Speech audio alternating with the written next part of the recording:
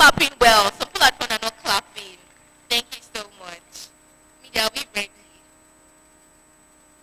Are we ready? All right, we are ready. Thank you so much.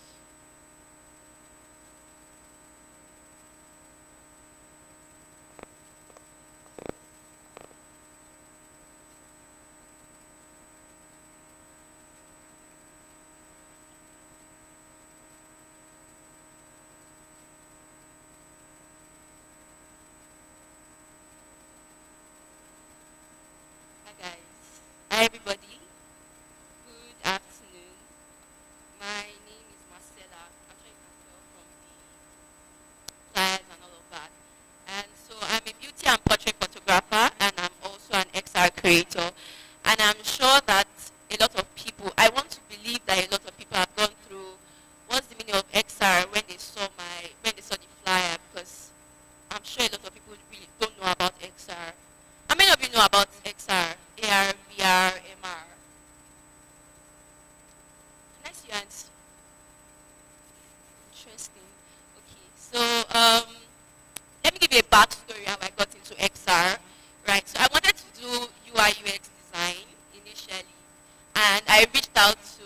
How many of you know Ozenwa Tobi? I think he was one of the speakers last year. Yes, so I reached out to him, and I said I want to do UI UX design, and he said okay. So he sent me a resource, and I was like, you know what? I don't like it.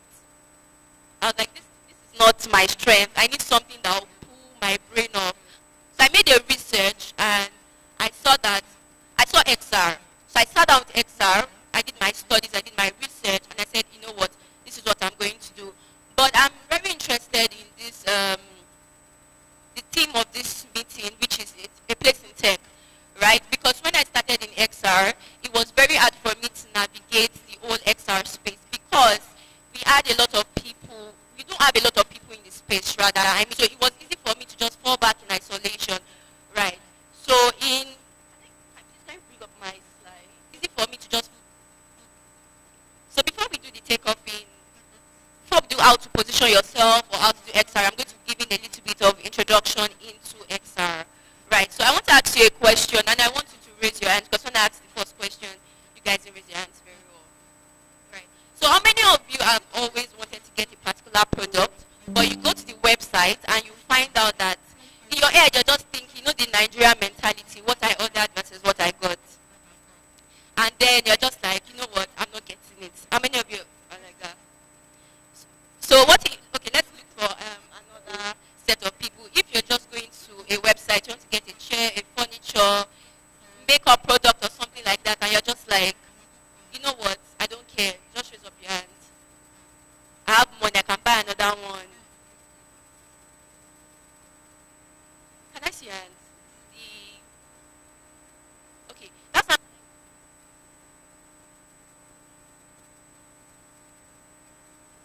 Alright, so I wish he was here because I wanted everybody to see and maybe read along. So, AR basically, in the most simple term, AR is interacting with 3D objects or 3D models in your physical space. Now, we'll not be going deep into the whole XR, that's VR. So we're just going to pick one, which is AR, and we're going to move on with it. So I said, in the most relatable way, XR is simply extending the human experience. XR is simply a catchphrase. There are different forms in which AR can be utilized. A common example is social AR, used for platforms like Snapchat and Instagram. Now, how many of us are using Snapchat? Now, have you ever come across any filter that just makes you go off and like, I actually want to take cute videos? What is this? Have you ever seen filters like that? And you're wondering, what kind of filter is this? Right, so most of these filters are 3D objects placed in the physical world.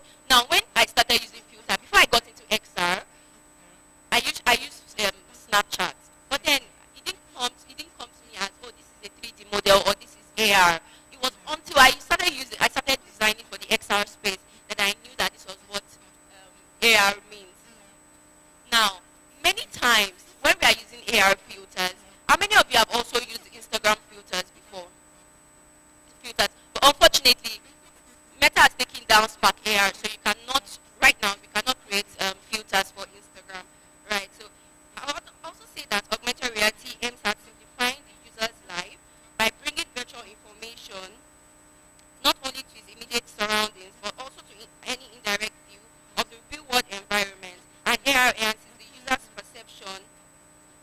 interaction of the real world. So like I said, when you're using AR, there's a 3D model in your physical space. I hope you understand. There's a 3D model in your physical space. I wish we could use a phone to just show what an AR model feels like. So imagine using your phones and your back camera is looking, you can see people in the crowd, right?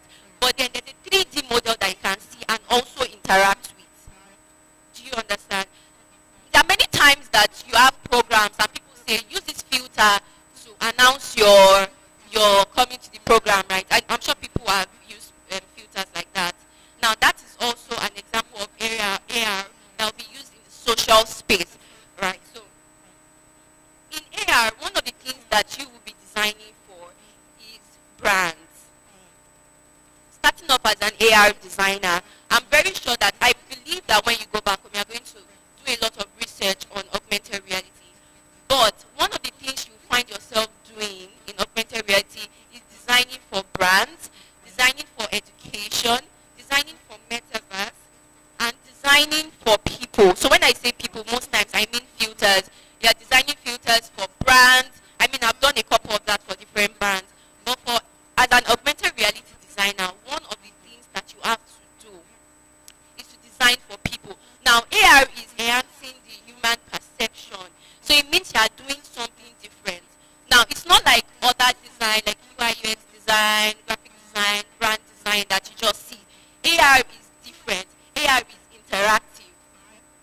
Right? You are interacting with your 3D models in your physical space. So it means that I can hold up a phone and still see everybody here, but then I'm still interacting with the 3D space. And that's what makes it really interesting. So imagine that you go to a website and you want to get a furniture. Maybe you're moving out of your space, you're moving out of your house, you're moving to a new space rather, and you're just in a place where you just say that, oh my God, I need something that will not make me waste my money. Now, let's imagine there's a particular brand that has an AR feature. What do? You go to the brand website, you go there, and when you tap on the link, there's an AR feature that, and what do? You scan your environment, and you do what? You can see the AR product. You can interact with the AR product. You can see the actual size of the AR product. I hope you understand what I'm saying. So imagine you want to buy, let's say, what do students use? Let's say you want to buy a table, and then on the website it says 13 by 20. Now, because of your experience with vendors, your experience with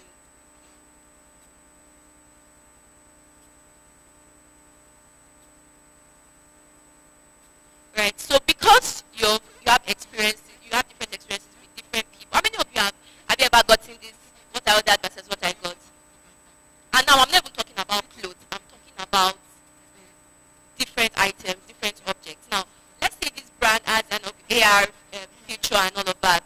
One of the things that we'll do is, even if you don't want to get the product at that particular time, one of the things that will draw you to that website is that there's an AR feature. There's something that makes you interested. There's something that makes you stay on that website. I hope you understand what I'm saying.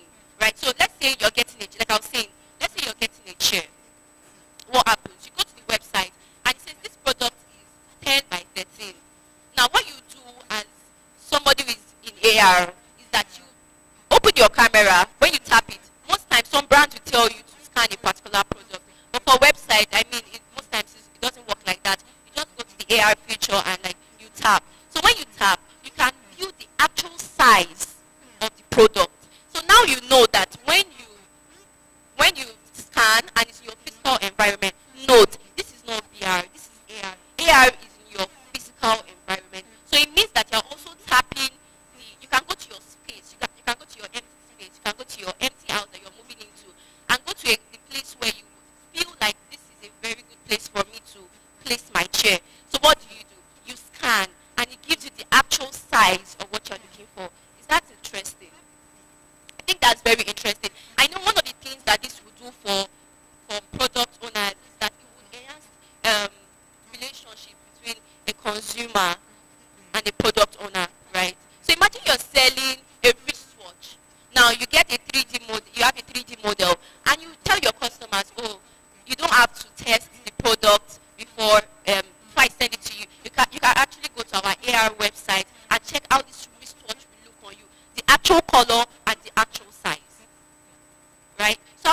that you're going to be designing for brands too. So brands like cars, you'll be designing for um, education, you'll be designing for medicine. So there was this time that last year, was it 2023, I got into a mentorship company, and then they were looking for Africans that were in XR, right? And that's because I'm saying that we don't have a lot of people in this space. So when you hear AR, VR, a lot of people are like, what's that?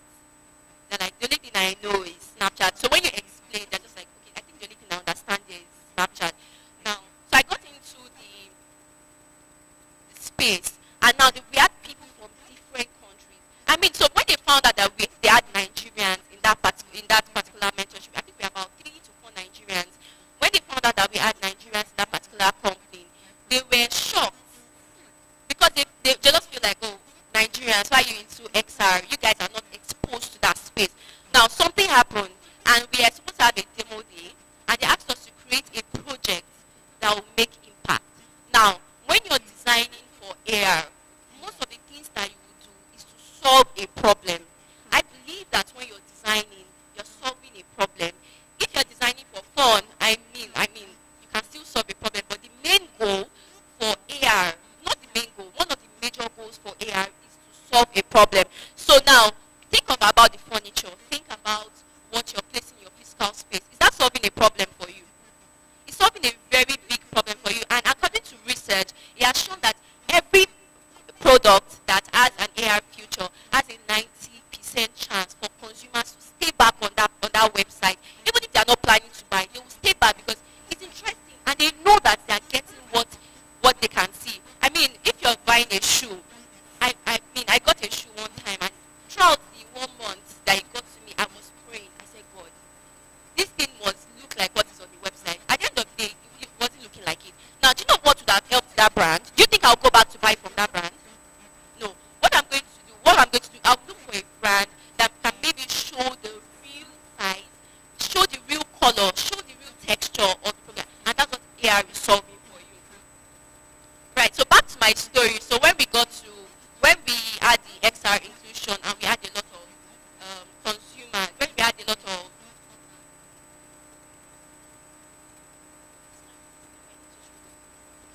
so when we had the XR inclusion, it's called XR inclusion. So when we had a lot of Nigerians, they grouped us and they paired me with a fellow Nigerian, thinking that we're not going to solve a particular problem. So I came up with a particular problem, which is in the health sector. And now I called it iCheck XR, and this is helping you to enhance your eye health without going to the clinic. Do you understand? In AR, they wanted VR, but I said not everybody has. How many of us have used the headset before? The VR headset before. Okay, so many times they wanted us to create a project in VR, but we created in AR and VR.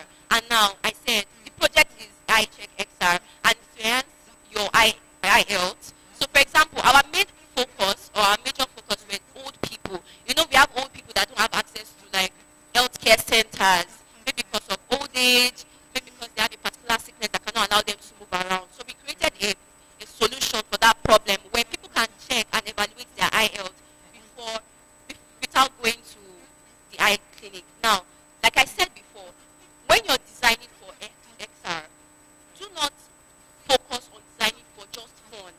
Think about a problem that you can solve.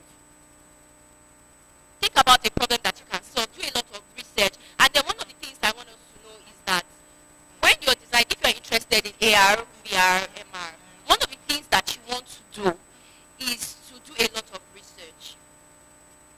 Right, do a lot of research. Think about it. When I started, someone told me, okay, do education, do e-commerce. And I was like, you know what? I'm going to do a lot of research. So you know what I did? I did a research, and I created small projects. I hope you understand. I created projects across every, I think education, I did it e-commerce. The only thing I did not do was in fashion, right? Because I'm not a fashion person, so I was like, I cannot create a problem. You cannot create a problem for something that you don't have. That's what I believe, right? So I was like, I'm going to create a problem. At the end of the day, when I did my research, I figured that one of the ways that you can thrive in AR is to solve a particular problem for something that you love. Do you understand? Solve a problem for something that you love. For the eye check XR, for example, I'm a very lazy person. If it was left to me, I would sit in my house for 24 hours and just walk inside my house. I don't like going to a health center to do my eye check and all of that. And now, because I know how much it would be a problem solver for me, I created a project around that. So for designing for AR or VR, look at problems that you can solve. Look at e-commerce problems. If you're a product owner, if you have a product that you sell and you have people that cannot trust you with their product, you can infuse AR, right? And one of the things that AR designers, what they do is to work on 3D designs. You work on 3D designs. You work on Figma. Can you take it back to where I'll show you basic tools?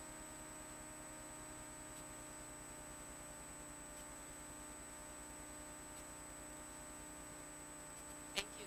All right. So for basic tools that you're going to use in AR, number one is Figma. How many of you know Figma? Right.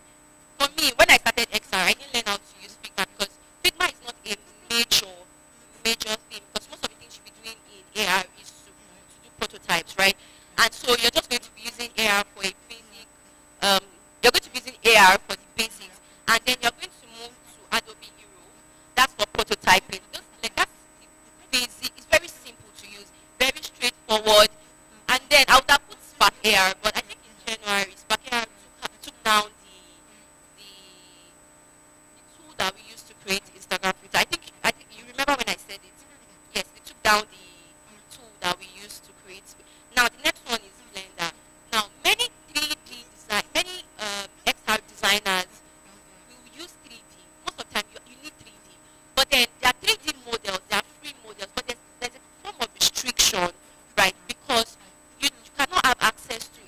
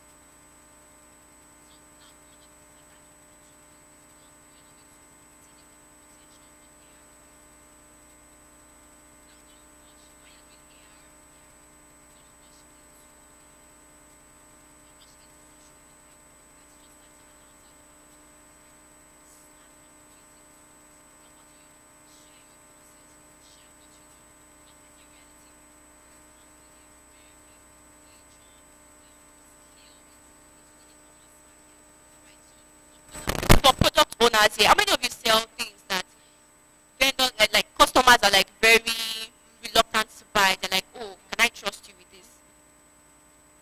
Oh, nice. I think all of us are into tech here. All right. So, did you raise your hand? All right. So many times customers will not want to buy something from you because they cannot see the actual product.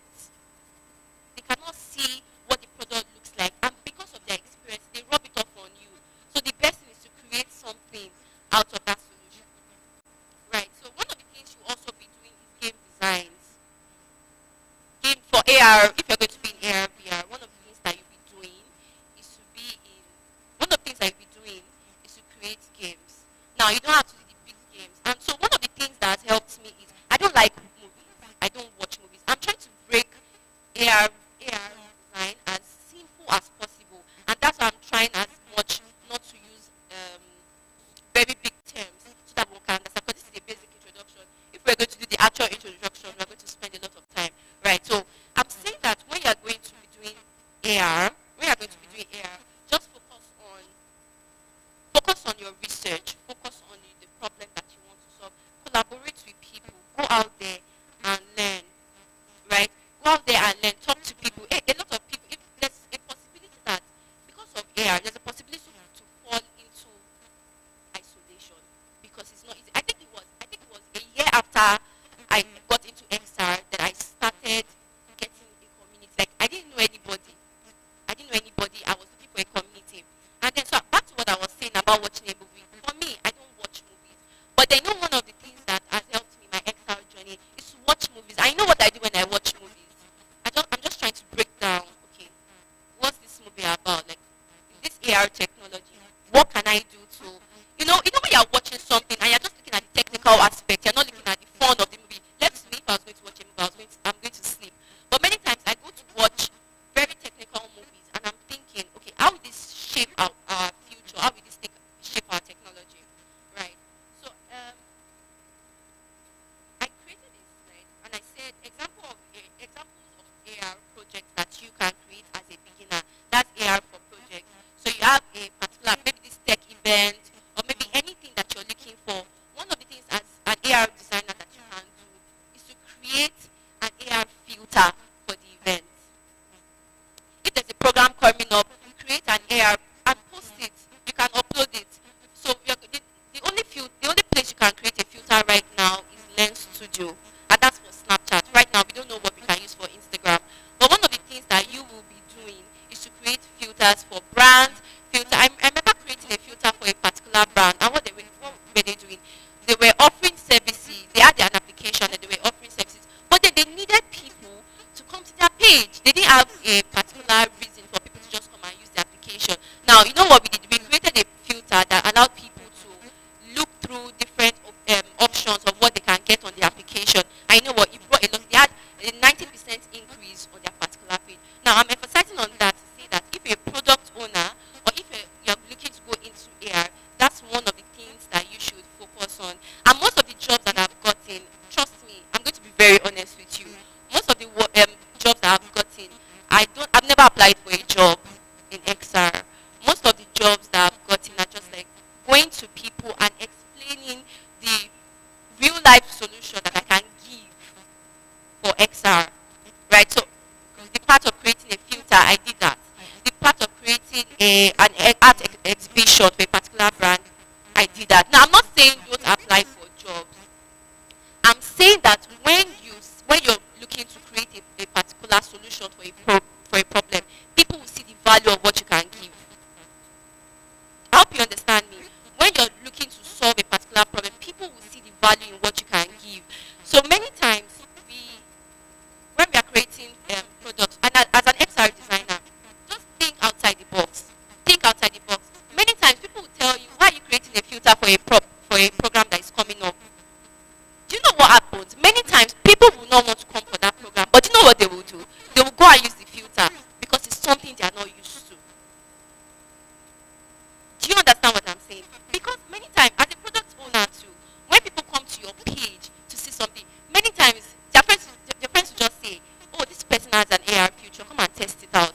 At the end of the day, something is stuck in your head that this thing has an AR future. And the next time you want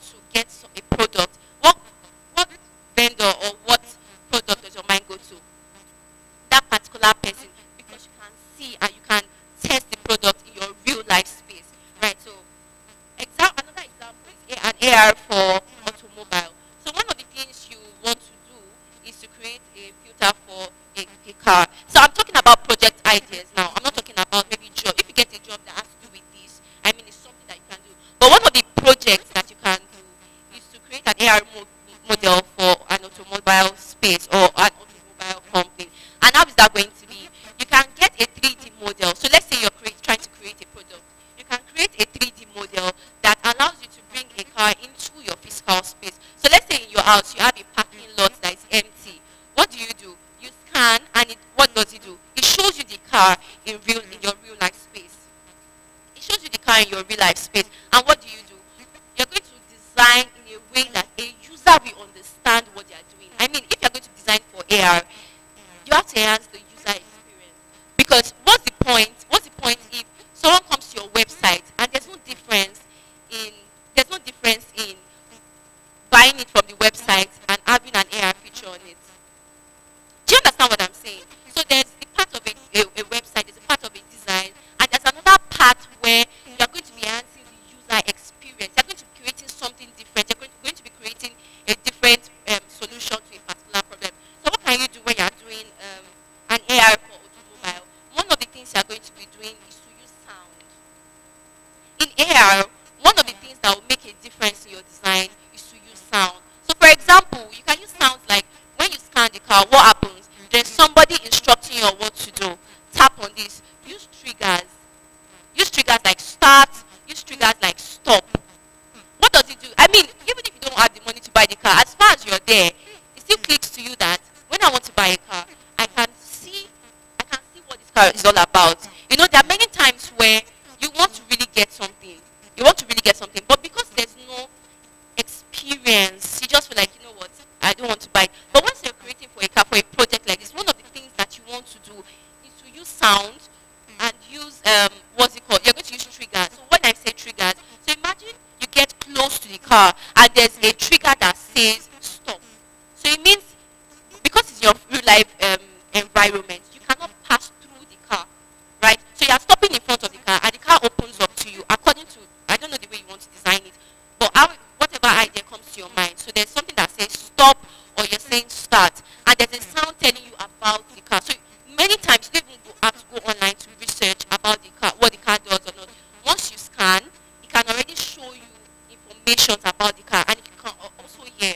Now, many times when you are designing an XR product, one of the things that you want to do is to use less text. There are people who cannot really concentrate. So when there's a lot of long text and all of that, people are just like they're zoning out and all of that. So one of the things that you want to do is to use sound. One of the things that you want to do is to use sound. Right. So last year I created an XR solution for a drug. I know what I did. I just realized that a lot of people, you know, when doctors are writing prescriptions for you, what do? Use 2 a day, use 2 in the morning, use 2 in the night, use 2 in the and all of that. But you know what I did to make it different? I used sound. So what I did was when you scan the product, when you scan the drug, what does it do? It brings out information about the drug using sound. So they're not seeing a lot of write up. I hope you understand what I'm saying. You're not seeing a lot of write up because you're just like, I mean, this is what a doctor would also say. So you can see there are 2 ways to these things. So in using sound, you can see that you can see a 3 model nurse trying to prescribe the drug for you. I mean, even if you don't want to use the drug, the fact that there's a 3 model nurse, a 3D model nurse trying to tell you how to use the drug, I think it makes it very interesting. It makes it different. You know that many of us that would just use drugs one day and just like throw it off.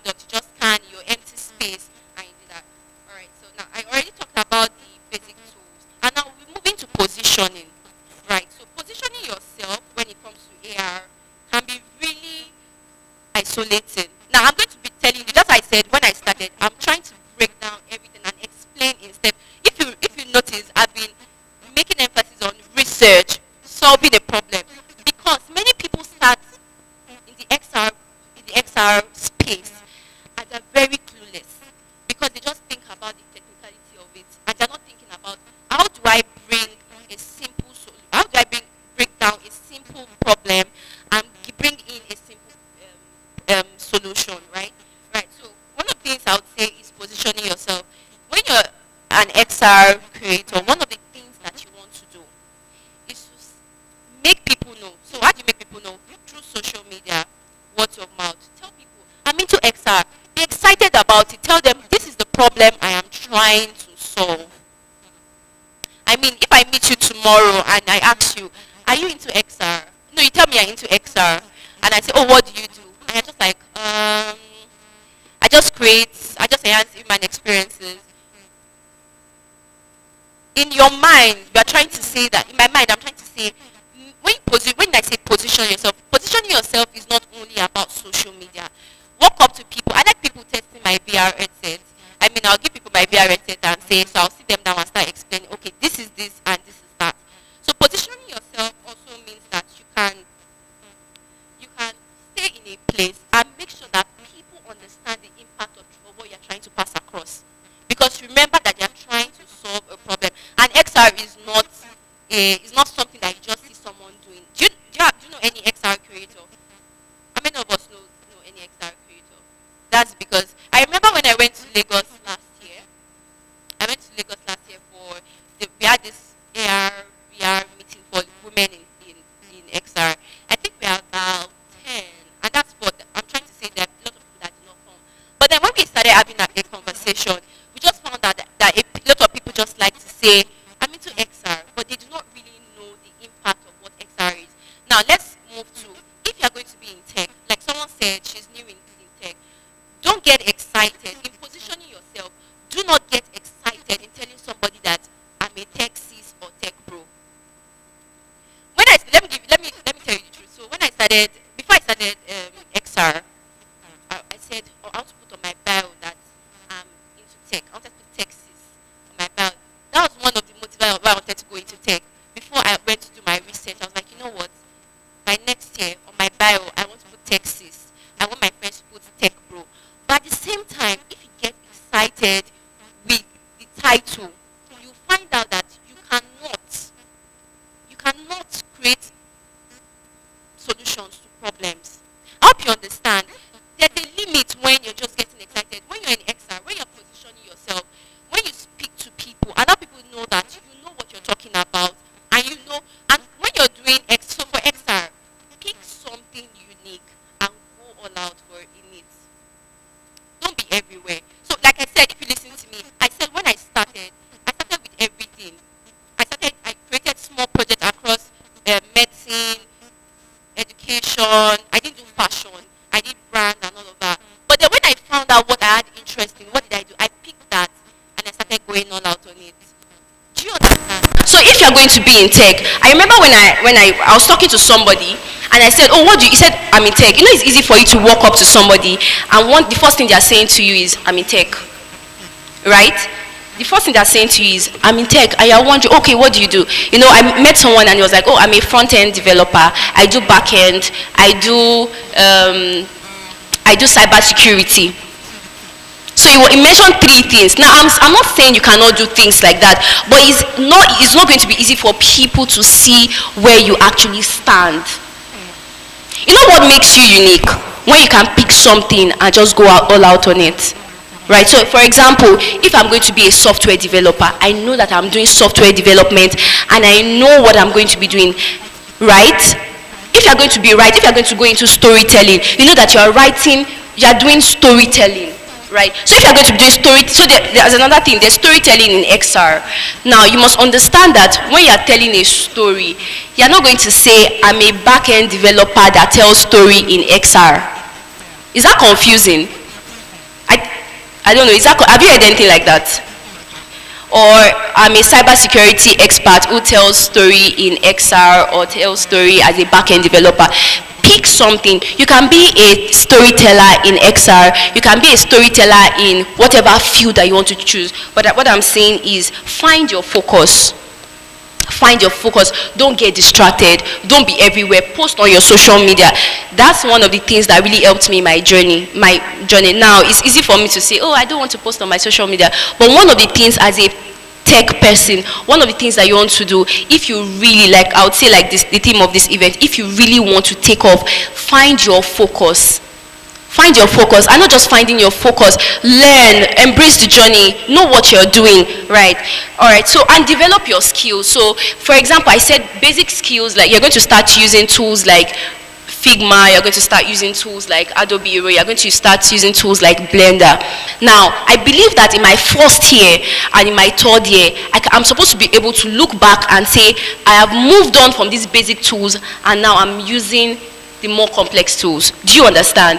So when you're tracing your journey, make sure that you can look back at years, months or years before and track your journey, track your process, because it's easy to, like I said, it's very easy to get distracted. And in technology, when it comes to tech, everybody wants to know what you're doing. So share your process, share your journey with a lot of people. In fact, tell your friends about it. If you're the kind of person who posts on social media and you're not getting likes and you're feeling down, send your post to your friends. Send your post to your friend and tell them to just share and like. That's going to be an energy booster for you, right? Just share your work, embrace your journey, right? And build a strong online presence. So, you know what, when there was this time when I was trying to create a project for AR, now, everything feels like, wow. Have you ever done something very simple and when you show people, they're like, oh my God, what did you just do? Have you ever been in that situation? Or maybe you just do something and they're like, what did you do? So I created a project on education. I mean, I spent about 3 hours on that project. But when I posted it, oh my God, like the comments that I got, in my head, I'm like, what did I do? Like, I just created a project, like, in education. What's so special about it? And now that project that I created in less than 3 hours gave me access to a lot of people. So that project that you think is not what your social media page, please post it. Put your work, as simple as your work can be, post online, put your work out there, right?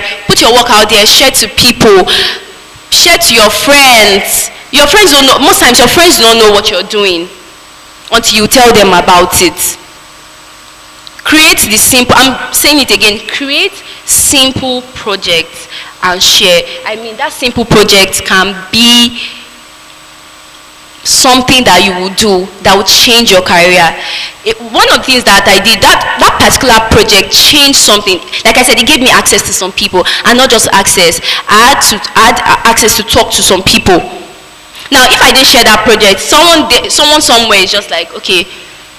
In fact, nobody is even going to know that I created the project. I hope you understand what I'm saying. I'm trying to break it, and I'm trying to emphasize on it as much as possible.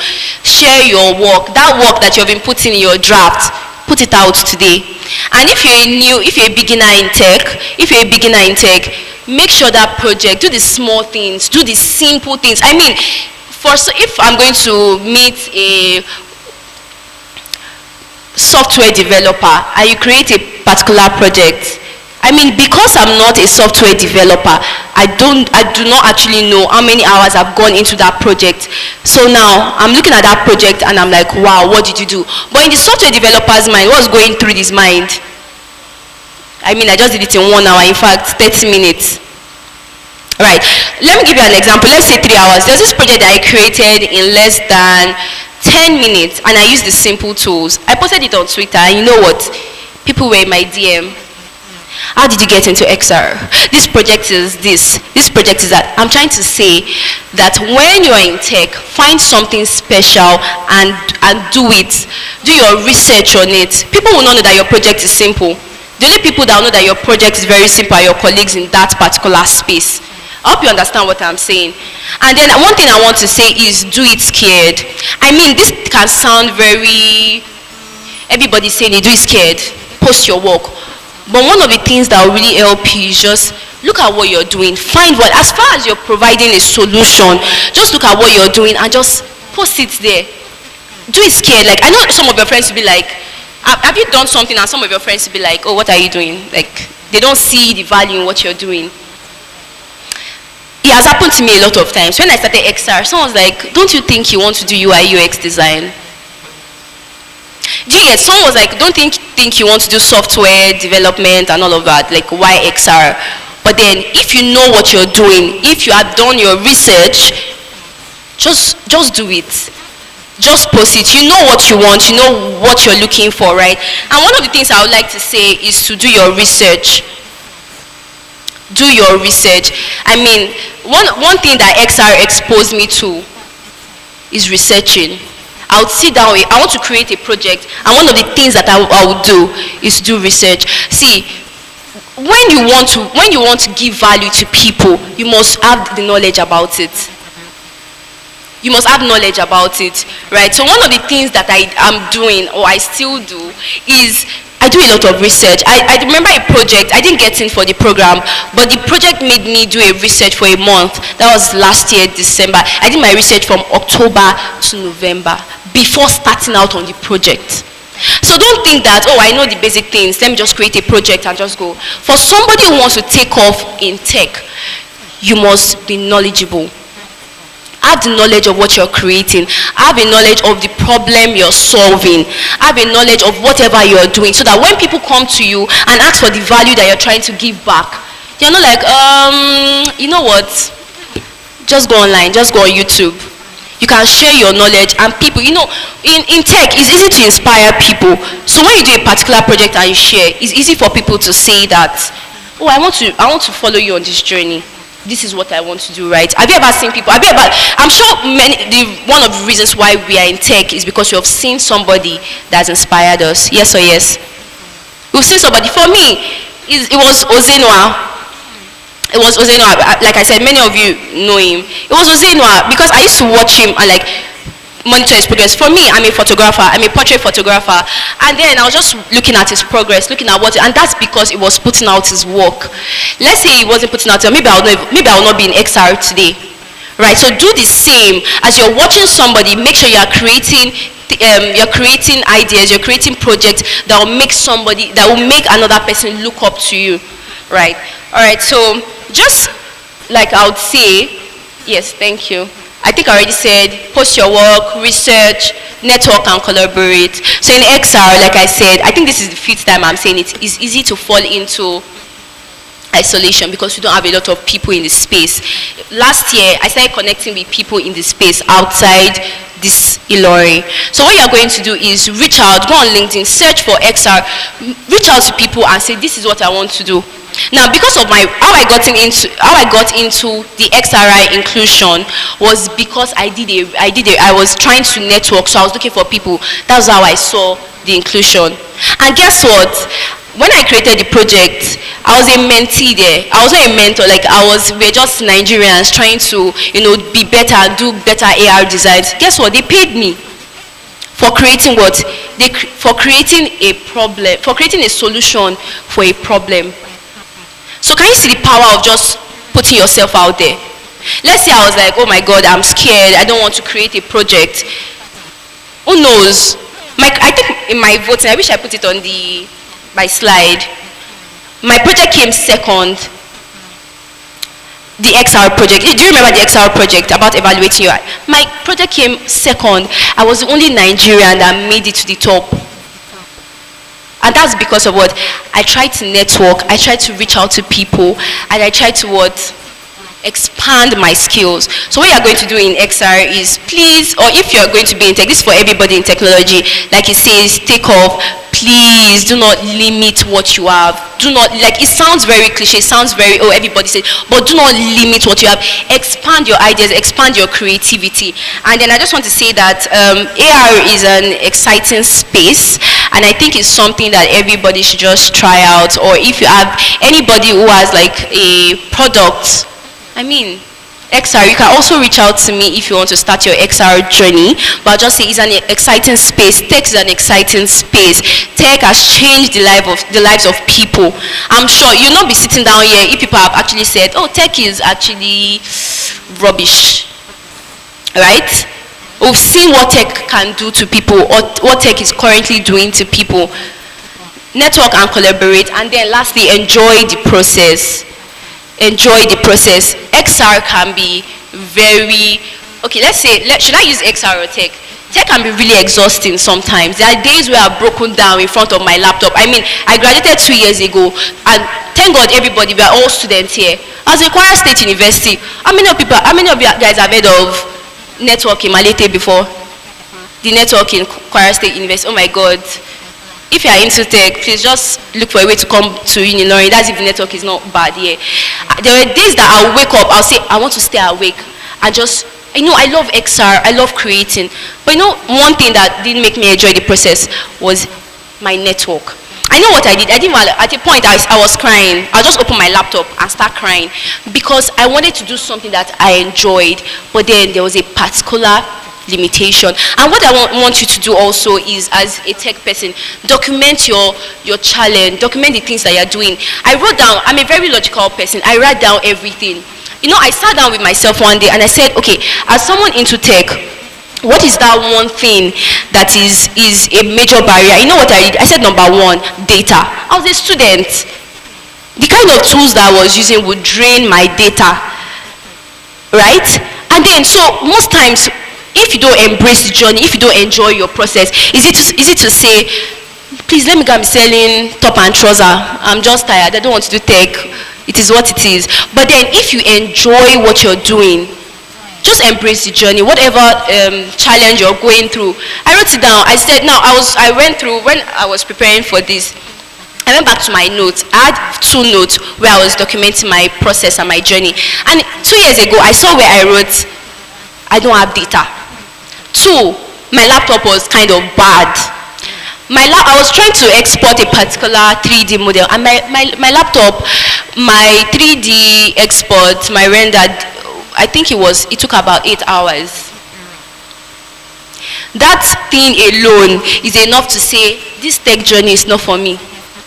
Right? I can actually say this tech journey is not for me. But then when you enjoy it, just put yourself in that space where you say, no matter what happens, because I choose technology and I can see the impact of technology in the next few years, this is what I'm going to do.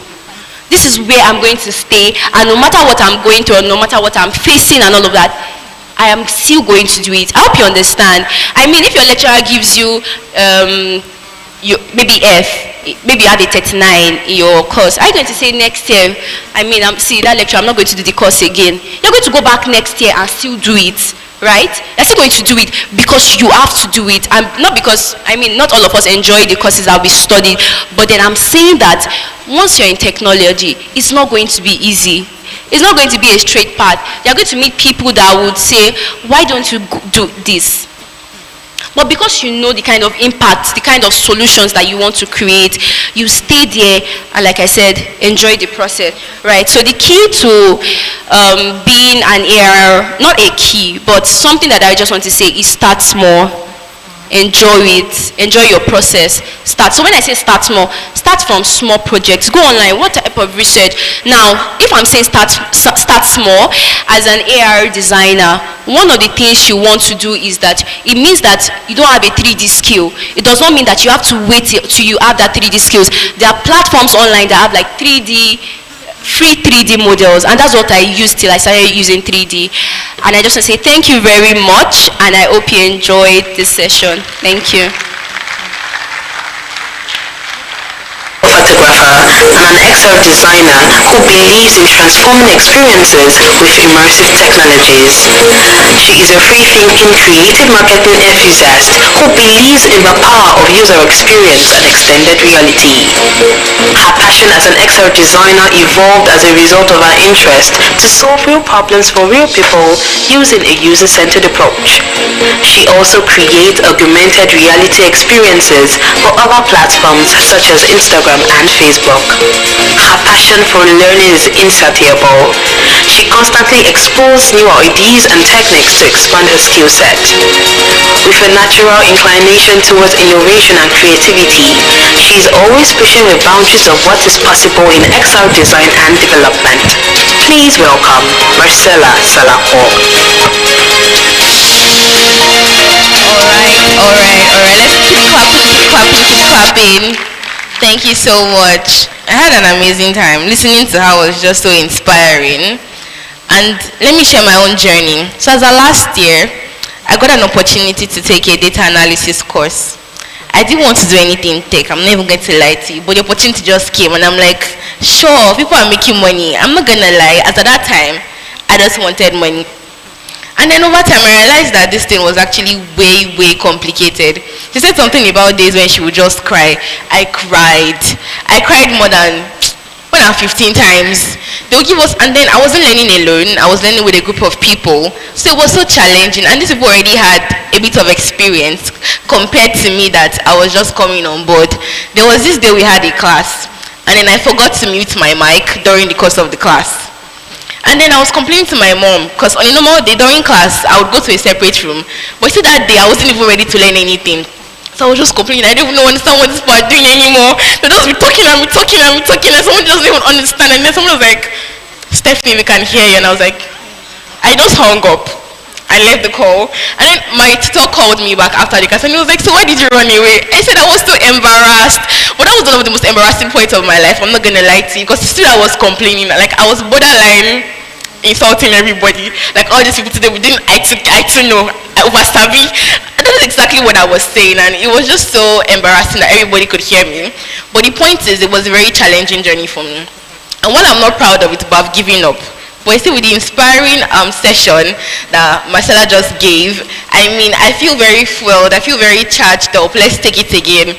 She mentioned something about challenges as well. Then my laptop, I was saying, what do I call it now? She's not a desktop, no, it's not even laptop. You'll be downloading something to just hang for like 3 hours, it will not move. So it was just so, and data, to say something about data. Hey, Jesus Christ. I'll text my mom, I don't have data again. I know mothers now, like, what are you people doing? What are you downloading? Showed you WhatsApp, Lord, and I'm like, WhatsApp? Hello, I'm a textist, don't play please. So I really understand what it is for, a lot of people to go into the journey of tech and, experience a couple of challenges. So now I'll be opening the floor for questions. If you have questions, you have any personal question, any tech-related question, if you want her to address any challenge that you might have had during the course of your journey, or if you're just starting out and, based on what she has talked about, you have a couple of questions, you can just come up, or you can write your questions down. We can have ushers, go around, pick the papers. So if anybody is bold enough to come up stage to ask any question, they might have, that would also be nice. If you have anybody, just raise your hand. We'll direct you up. Okay, I can see somebody. Please come up. Any other person? Okay, so we have 1, 2, 3. If you guys can come out, please, so we can have everybody. We have very limited time. Thank you so much. Let's give them a round of applause. Thank you so much. Can we have a mic up here as well? Just come up, thank you.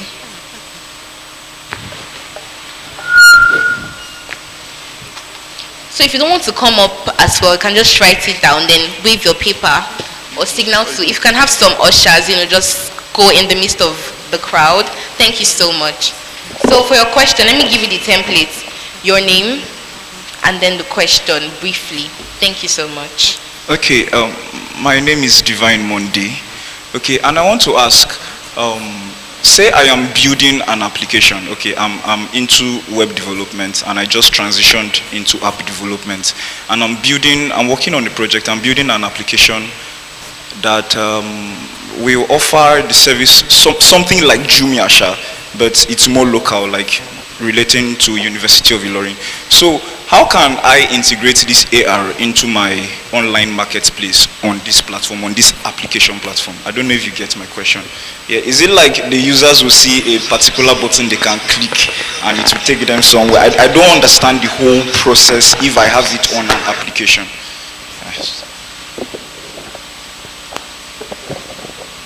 All right, so yes, when you have an application, there can be a section that says that you can use an AR feature on it. Do you understand? So you can actually tell your users that you can try the AR option on it.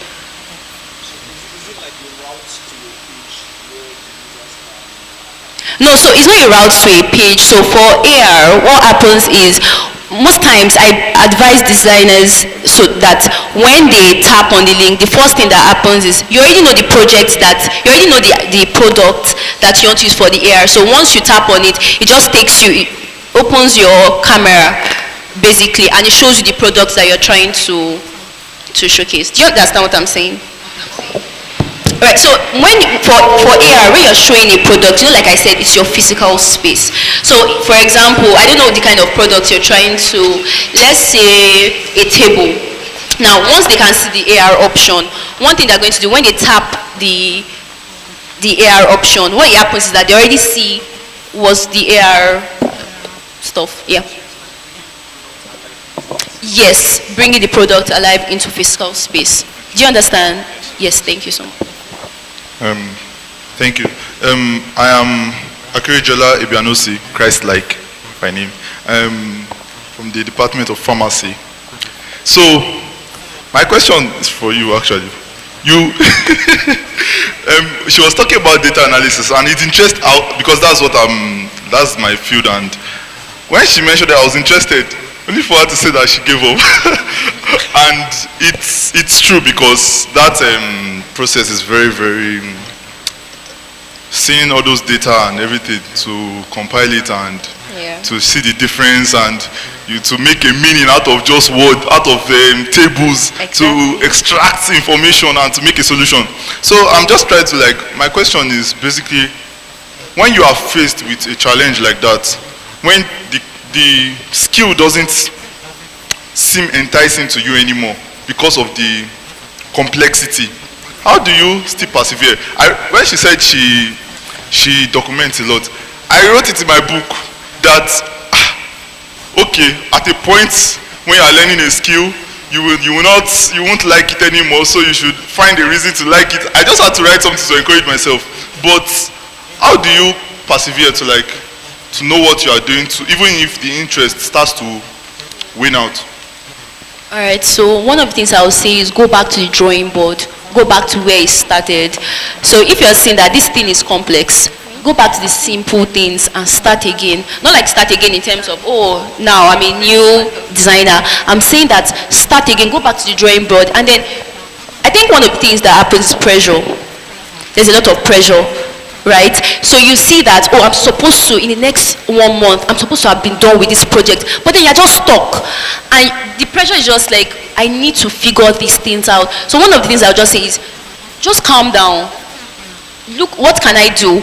Right? And if it means reaching out to somebody to help you, right? One of the things that I did was like I said, for XR, you don't have a lot of people in the space, so you don't have anybody that can just call and say, I'm stuck, right? So I just go online and do my research. And many times, when I'm tired and I'm sure my project does not have a deadline, I'm just going to take a break from the project and just enjoy the process. And then because I say I document a lot, it's easy for me to go back to my drawing board and say, okay, this is where I've started from, this is the end goal. I'm stuck in the middle, but then I can still enjoy it. It's a little process depending on the project you're trying to achieve. I hope I answered your question.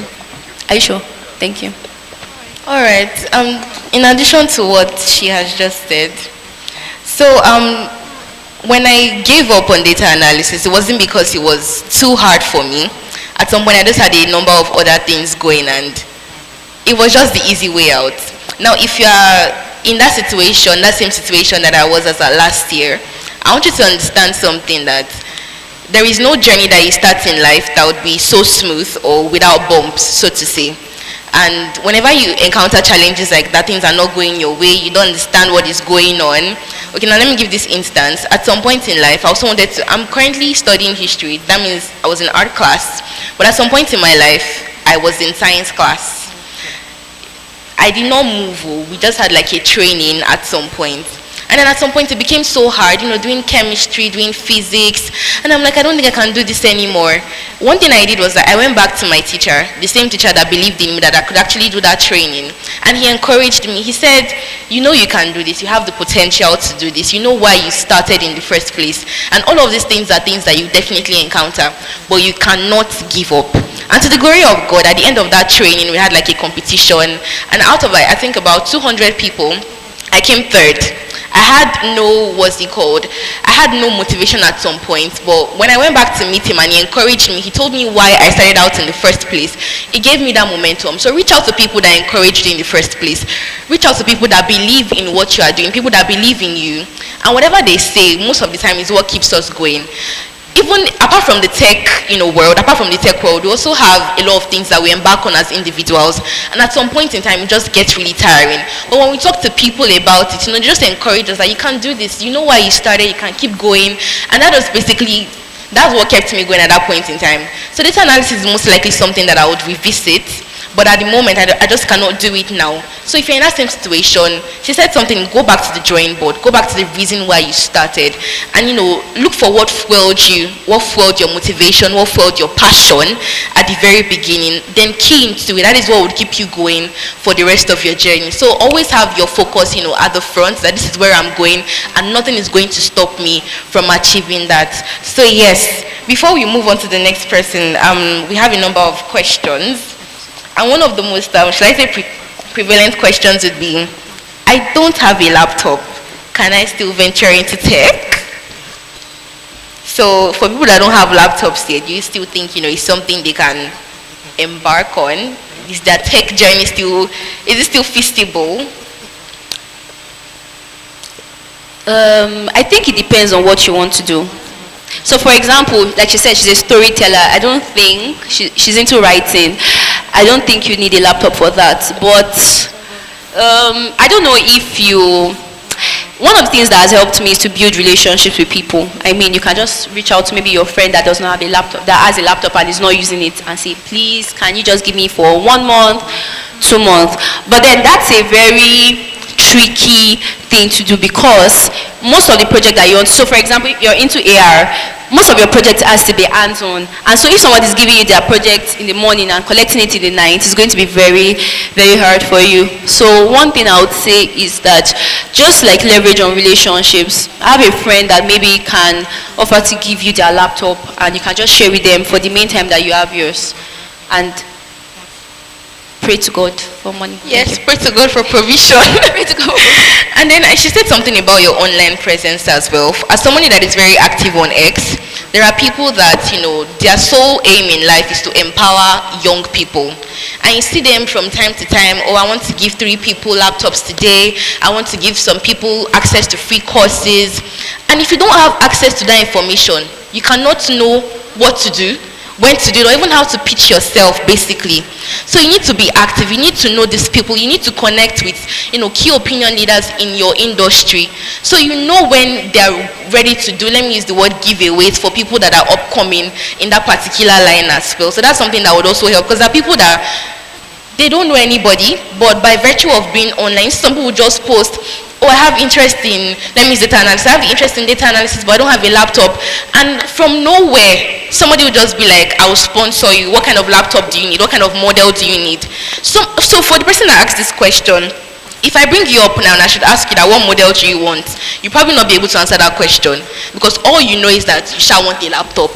But you don't know the kind of laptop you want. There is no focus. Your dream is not yet, you've not drawn out what you want particularly for yourself. Do you understand? So when you have a need, be very focused. This is what I want. I want a MacBook. I want a Dell Kiniko 8 gig RAM. This one, that one. Be very specific. So whenever an opportunity comes up, you are ready. You are positioned. You understand. So yes, let's move on to the next person. Your name, your question. Thank you. All right. My name is Precious. My question is to Marcella. I want to ask about your journey, because it's one thing to learn and it's another thing to transition into having like a measurable amount of results or success. So I wanted to ask that first, how many years did, like in the AR, VR space, how many years have you spent like in it? Then how did you transition from learning, like, everybody wants to learn a tech skill and all, to actually having measurable results, like the mindset, the space, the works you've put into it? Thank you. Okay, so I started learning in 2022. I took a class with Ozenwa, and then I was just creating projects, learning. So the thing is, I wasn't just learning. As I was learning, I was putting out projects. So I don't think there was any spark to say, this was when I transitioned. It was a process for me. So I was creating projects, learning, improving my skill, and I was moving. So something about XR is you can never ever stop learning. There's something to learn every day. There's something to, so what other question did you ask me? I was asking that, like, the mindset, the drive behind that. Like, you mentioned that you were working, like, as you were learning, you were building projects. So I want to ask, like, how did that help you, like, get a measurable, like, result or success in that area? Okay, so one of the things that I did, like I said, is to enjoy the process. So before I got into XR, like, I told you that I did my research. So as I was designing, I enjoyed it. So enjoying it made it easier for me. Even when I had the challenges, I didn't back out because I was enjoying it. So just enjoy the process, create projects that excite you, and like just move, yeah. Sorry, I've still not, like, answered my question. Okay. All right, is it that as you were making those projects and products, you mentioned that you were posting it on social media, like the process and all. Then is it that it's from there that probably opportunities and things like that opened up, or what? Yeah, so most of the opportunities I got, I didn't get them from posting online, but posting online gave me access to people, right? So many times, like I said, we don't have a lot of people in the space. So once you're into XR, people are looking out for you. Do you understand? People are looking out for you. So so what works for you might not work.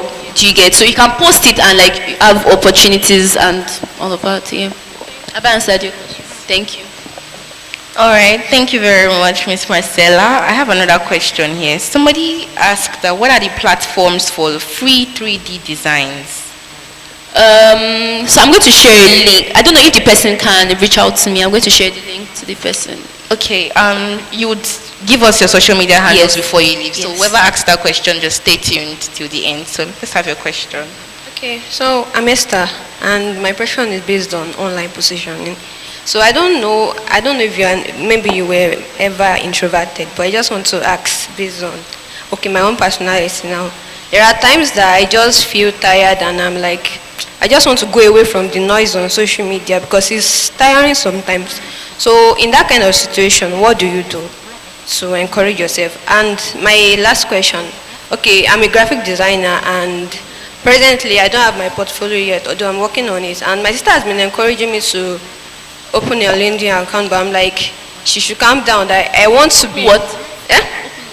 a LinkedIn account. But I told her that I want to be ready, like prepared, like when opportunity meets something like that. So I want to have it. I am ready before I open a LinkedIn account. So in that, am I right by doing that? All right, so let me answer the first question. The first question is, I don't think, okay, for social media. Yeah. All right, so I tell people that I've never taken a social media break because everything that I do revolves around social media. Personally, it's very, very hard for me to post my pictures online. I mean, last month, I had, on my personal page, I had 12 pictures. I deleted everything and left one. That's because I don't like to just put myself on social media.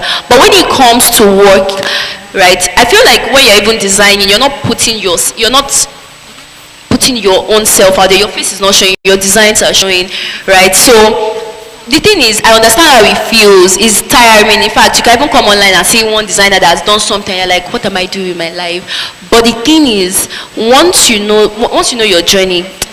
When I say enjoy your process doesn't even have to it's not only about design, it's about putting my work online. I want people to see what I do because I enjoy it, right? So I know that you can be very introverted and all of that, but one thing will help you. Just think about the people that wants to see your work. And think that you need to document your journey. One of the things that will help you is documenting your journey. And right now, I didn't really post on I think the whole of 2023, I didn't post on LinkedIn. That's another story because I had I experienced a major loss. So I could not do a lot of work. I was doing my work behind the scenes, right? But when I started, I was putting my work. In fact, if I do anything, if I create a box, I've deleted some of them now, but if I do a box in Blender, I will post it and say 1/2, my new progress, right? So just enjoy the process, post online. And for the LinkedIn, you really need LinkedIn. So for the XRI inclusion program that I got into, when we are asked to apply, when we are asked to pitch, one of the things that they ask for is I think they asked for our projects, like our early stage project. So imagine that I did put it on, and they had to go and check if we actually posted it, if it was for us, right? So for example, if you get an opportunity and they're like, oh, let me see what you've done. Many times, people will not really ask for your portfolio. They want to see what you've done on your social media, right? So just post your work. I know that I can be scared. There are days where I post like, you guys know that I'm a photographer, right? My friends have been advising me, do BTS videos. Do BTS. You see, one day I started posting my BTS video. I think in 2023, I posted my BTS video. Now I'm trying to just relate the. I'll check something for you on social media now. Yeah. So I think in 2023, I was scared. I was like, my friends made videos for me, and I was like, I don't want to post it because I'm just like, I don't want people to see that, oh, I'm just starting out in photography. My video had 326K likes. That moved me from 2K followers to 10K followers on Instagram. So I repeated it again. I did it, and then I used a strategy for it. The next one gave me 150K 50K views. So imagine that I did not post the work. Maybe I'll still be on 3K followers. Do you understand? So in as much as it's not convenient for you, you're just like, I'm shy. Just post. In fact, post it and go off your social media. Like, put off your data. Allow people to like it, share it, and like come back after 2 days to say, now I've posted it. I'm good to go. Thank you. All right, thank you very much. Let's give a round of applause, please. I can relate to what she just said now, because I remember as at 2 years ago, I was so scared of putting myself out there. And then I was actually running for political office in school, and then without having a presence online, people cannot know you. So they always tell me, post, Stephanie, you have to post, Stephanie, you have to post. At some point, I would just post, then I would just put off my data, turn off my phone. Sometimes I would even sleep. Then I would wake up. Like, my heart would be beating so fast because of the fear, like, oh my God, what if this video doesn't get any likes? Or what if this picture doesn't get... See, when I'm really looking at it, all of these things don't really matter. Because over time, when you begin to grow, when people begin to see your consistency, every other thing will just become story. And before you know it, you would post something, it will have less than probably 100, 200, 1,000 likes. So she said something when she was speaking that, do it scared. Even when you're afraid, do it. Put off your data, go and sleep. In fact, do any other thing, but just ensure that whatever you're doing, people see it. The importance of, putting myself out there did not really dawn on me until when I was working with somebody and they were looking for somebody with a particular skill set. Then we decided that, okay, let's go through this person's social media handles. Then we didn't really see a lot of videos, but the person that knew her was saying, she's very good, but we're not convinced because there was no evidence, you understand? And we ended up picking somebody else that probably wasn't as good as her, but because the person had, workings, we had to pick the person. So whatever you are doing, just do it scared, do it afraid, but ensure that you do it. So the final question is, how were you able to overcome the challenges you faced when you were in school, like data and, every other thing that you listed earlier? Okay, so because I was in school and network, data, no money. Students. I know that a lot of students are making a lot of money, right? So it was after school, I started saving from school. I know that saving cannot be easy. Like, it's not easy for some people, but I started saving from school, and few months after I left school, I got my laptop. Right, so that particular challenge was already like, now to data. I'm going to be very honest with you. Before I started getting jobs in XR, I'm a photographer, so I was already making money as a photographer, so I was using the money. But for somebody who does not have like another source of income, I think that one thing you can do is if you have friends. Most times when you have challenges in tech, one of the things that can really help you is to leverage on relationships. You reach out to somebody and say you need data. In fact, reach out. There are people on Twitter that will enter your DM and say, please, I need data. I need to create a particular project. Now, this is not you begging. You're not saying, I need data. I'm a data analyst, I want to create a project tomorrow. You go, you give them reasons why you need to create this project. You give them, oh, I have a deadline. This is why. I'm a newbie in tech, right? And this is what I need to do. This is my major challenge. I hope you understand what I'm saying. Now, you're not begging. You're not begging. You're not saying, oh, give me money. You're saying, this is my major, I'm trying to create this project. I'm trying to find my place in tech. And then this and this is what I need. Right? Again, just leverage on your relationship with people. You can get people that will just really, really help you. I think that's. Thank you so much. Now we've come to the end of the Q&A session. Let's give her a round of applause. We are not clapping. We are not clapping well enough. Thank you so much. And she has not shared her social media handles with us. Miss Marcella, your social media handles. Everything. Okay, so probably would, from you when you're seated so we don't delay. Thank you so much. Let's give her a round of applause once again. How many people enjoyed hearing her speak?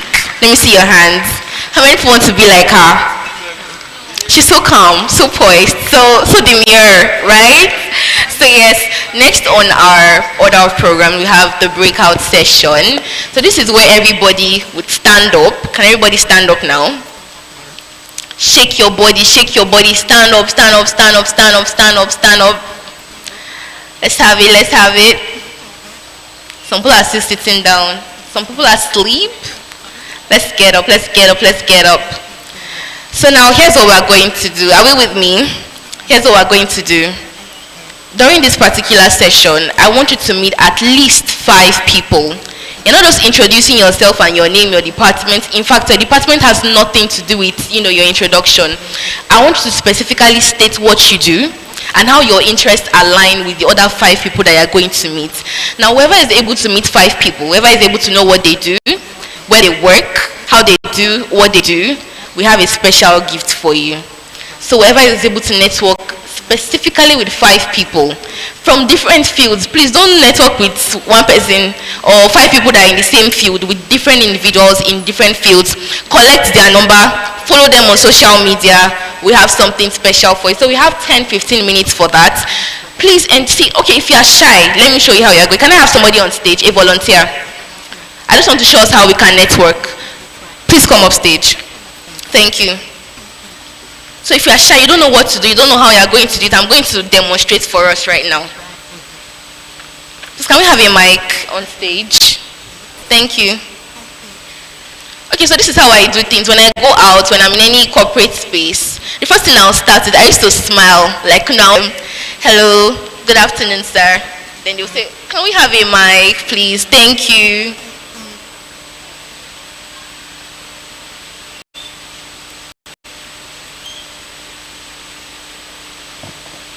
Because when you smile, the other person too will smile back at you. It's possible that the two of you are very shy individuals. So let's start. Who wants to copy me? Hello, good afternoon, sir.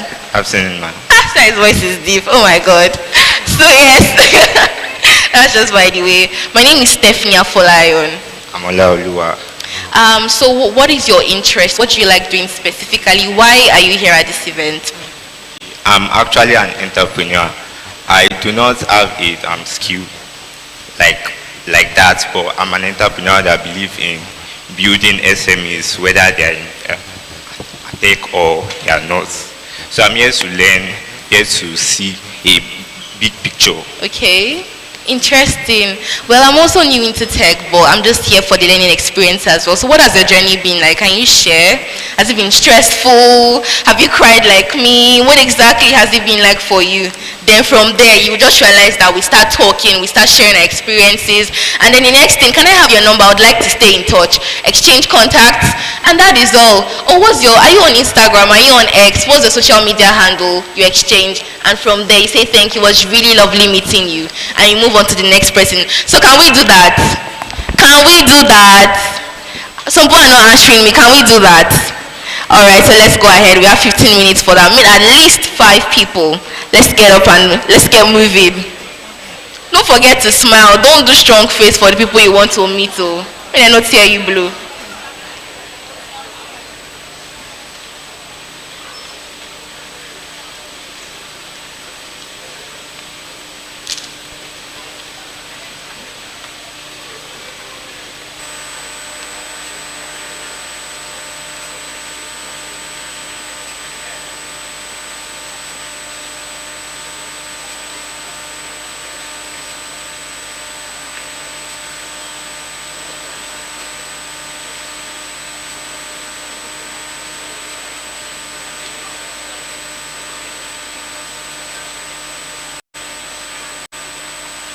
you know I promised that if you were able to meet 5 people, would have something for you. Of NEPA. Okay, so if you can have anybody, if you know that you were able to network with 5 people in different industries, you can tell us their full name, you can tell us what they do. What else did I mention? I mentioned something else, so I would remember. But if you know you networked with 5 people, 5 different people, let's have you. Nobody. Please come up. Thank you. Let's welcome her. Come up. Somebody also, you raised your hands. The lady wearing black and white. We will know the winner from you. Let me look for tough questions to ask you people. Anybody else? Okay, come. Yes, join us, please.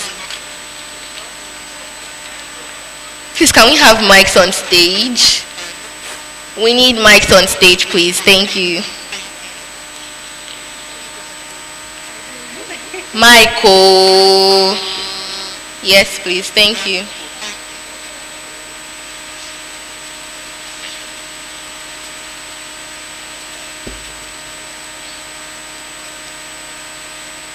So to begin with, step forward.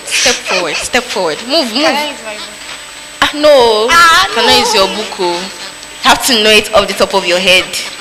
That's what you call. Yes, now you need to be able to remember. So that it's too early. It has to digest, Abby. And no, that's not what we agreed on. No. Okay, you don't have to say everything. Just let me ask you. Give me your book. Don't worry. See, nobody else is holding book. Thank you. I just step forward. Okay. Please introduce yourself. Your name. Okay, so my name is Morenike Jimabalos, popularly known as MM. Interesting. Nice to meet you. So how many people did you network with? 6. Let's give a round of applause. Kilo Shele, let's clap now. Thank you. Okay, so those 5 people, how many girls, how many boys? How many ladies, how many men? Okay, just 1 lady and 5 guys. Okay. Let's give a round of applause again. Well done. So can you highlight their fields, the 5 people that you met? Okay, give us one person, what they do, and any other detail that you got about them. Okay, Peace. Where is Peace? She's Who there. is Peace? Where is she? She's there sitting beside the lady wearing white. Let her raise her hand. Peace, where are you? Peace. Peace, why are you hiding? Yeah, Peace, stand up. You would confirm if the details are correct or not. So let us know what you know about her. Okay, so Peace, she's a student. Yeah, she's a student, 100 level political science. She's a hair maker. She's a what? Hair maker, she's a hairdresser. She does and she told me that she sells beauty product, about to start a business in it. Let's give it up for Peace. Let's encourage her. Amazing. Is it true? Are you sure? Are you sure it's not okay? That's what you do. Okay, what else? Okay, so we just exchanged contact and I told her what I do too. So what do you do? I'm a writer. Okay. And I'm a baker. And also a newbie in tech. Hey, let's give it up for her. Thank you. So who else did you meet? Samuel. Yeah. Samuel, please stand up. Thank you. Let's give it up for Samuel, please. Thank you. So what did you learn about him? Samuel is a writer and he has a YouTube page. Yes. Okay. I Is think that the true? church theory. Yes, he's a writer and he has a YouTube page. Okay. And he told me how he once gave up on his writing, but I think he will go back to it. Because I told him he should stop giving up on everything. So I think he will go back to it. Amazing. You look like someone I want to talk to. She looks like someone that will just be giving me encouragement. I've already given up on data analysis. What do you want to tell me? What's your word of encouragement for me? Okay, my mommy used to say anything. She used to tell me, let me say it the way she said it. She said, Ajoke, you are strong, you are bold, you are wise. I'm glad I have you in my life. So I know if you put your mind to something, all you need is just encouragement. So I'm encouraging you, Ajoke, you can actually do it. Toba Fokonsi, Yes, Toba Fokonsi, thank you, ma. Thank you so much. I need tissues, please. Thank you. Oh, thank you so much. Yeah, okay, thank you so much. Let's give it up for her. I know you list the remaining four. Don't worry, they don't have to stand up, but just list the remaining four people that you met. Okay, Gabriel. Then Apollo is he said he followed Marcella. Okay. So I networked with him and Gabriel, Apollo, please, somewhere, and David. Yes, David was sitting at my back. Yes, that's David. I networked with David. Okay. So let's give it up for her. She tried. And I think she should, analyze all of them, but we don't have a lot of time. So let's just move on to the next person. So if she's able to convince us, we'll know the person that would win the package. Please step forward. Kenny, give us your phone. Thank you. Yes. Oh yeah, to the front. Thank you. So your name, what you do, the people that you met. Okay, my name is Success. I'm known as Royalty. I'm a digital content writer and an event host. I write for brands and organizations and help them reach their target audience and also help them build traffic on their social media pages. Okay, so I met with Apollo. I think he's left now. Ooh, where is Apollo? Is he still inside? It's like everybody. He's gone. So he's a photographer and yes, and I also met with Dami. She's Dami, and she's a 200 level nursing student. She's into tech and health. And okay, I met with Itomilayo, and we had so much in common. Who is Itomilayo? I'm curious. Where is she? Ah, interesting. Stand up, let's see you. What do you guys have in common? Share with us. Okay, Somebody said they have hair. Who is that? You're not supposed to be bald now, Abby. Please continue. Okay, she's also an event host. Okay. And we are both looking for a place in tech. Oh, interesting. So hopefully we get to find it soon. We are rooting for you aggressively. Please let's give them a round of applause. Let's encourage them. All right. Who I also met with with Judith. I met with Berry and who else? Yes, I met with Sarah. I met with Eunice. Yes. You met a lot of people, though. Interesting. And I met with you. Ah, yes, she met me too. Yes. I feel so special, so recognized. Thank you. Okay, so with the way things are going, I don't know who is going to win because they know the people they met, and they can defend, the meeting as well. We'll figure it out. Let's move on to the next person. Good afternoon, everyone. Sorry, before you carry on, I want to also point something out. Please note, in all of this, what's it called now? This recognition that we are doing, you would see people that have things that you might be interested in, like the event host thing now. You can always remember that she and Itomilayo, they're also event hosts. So if you need somebody, probably you have a Twitter space or you have an event. This is where you meet people that would, make the burden light for you, you understand? Because we're all young, we're all trying to find our place in the world. So just take notes, be marking their faces one by one. Okay, this person bakes, this person does this, and just have their numbers, because this is what we call the gift of men, basically. You can always make reference, oh, I met this person at this event, and since then, we just clicked. Since then, if I need any help with anything, I know I can always rely on so and so person. Do we understand? So let's have that in mind. So let's have you. Your name, what you do.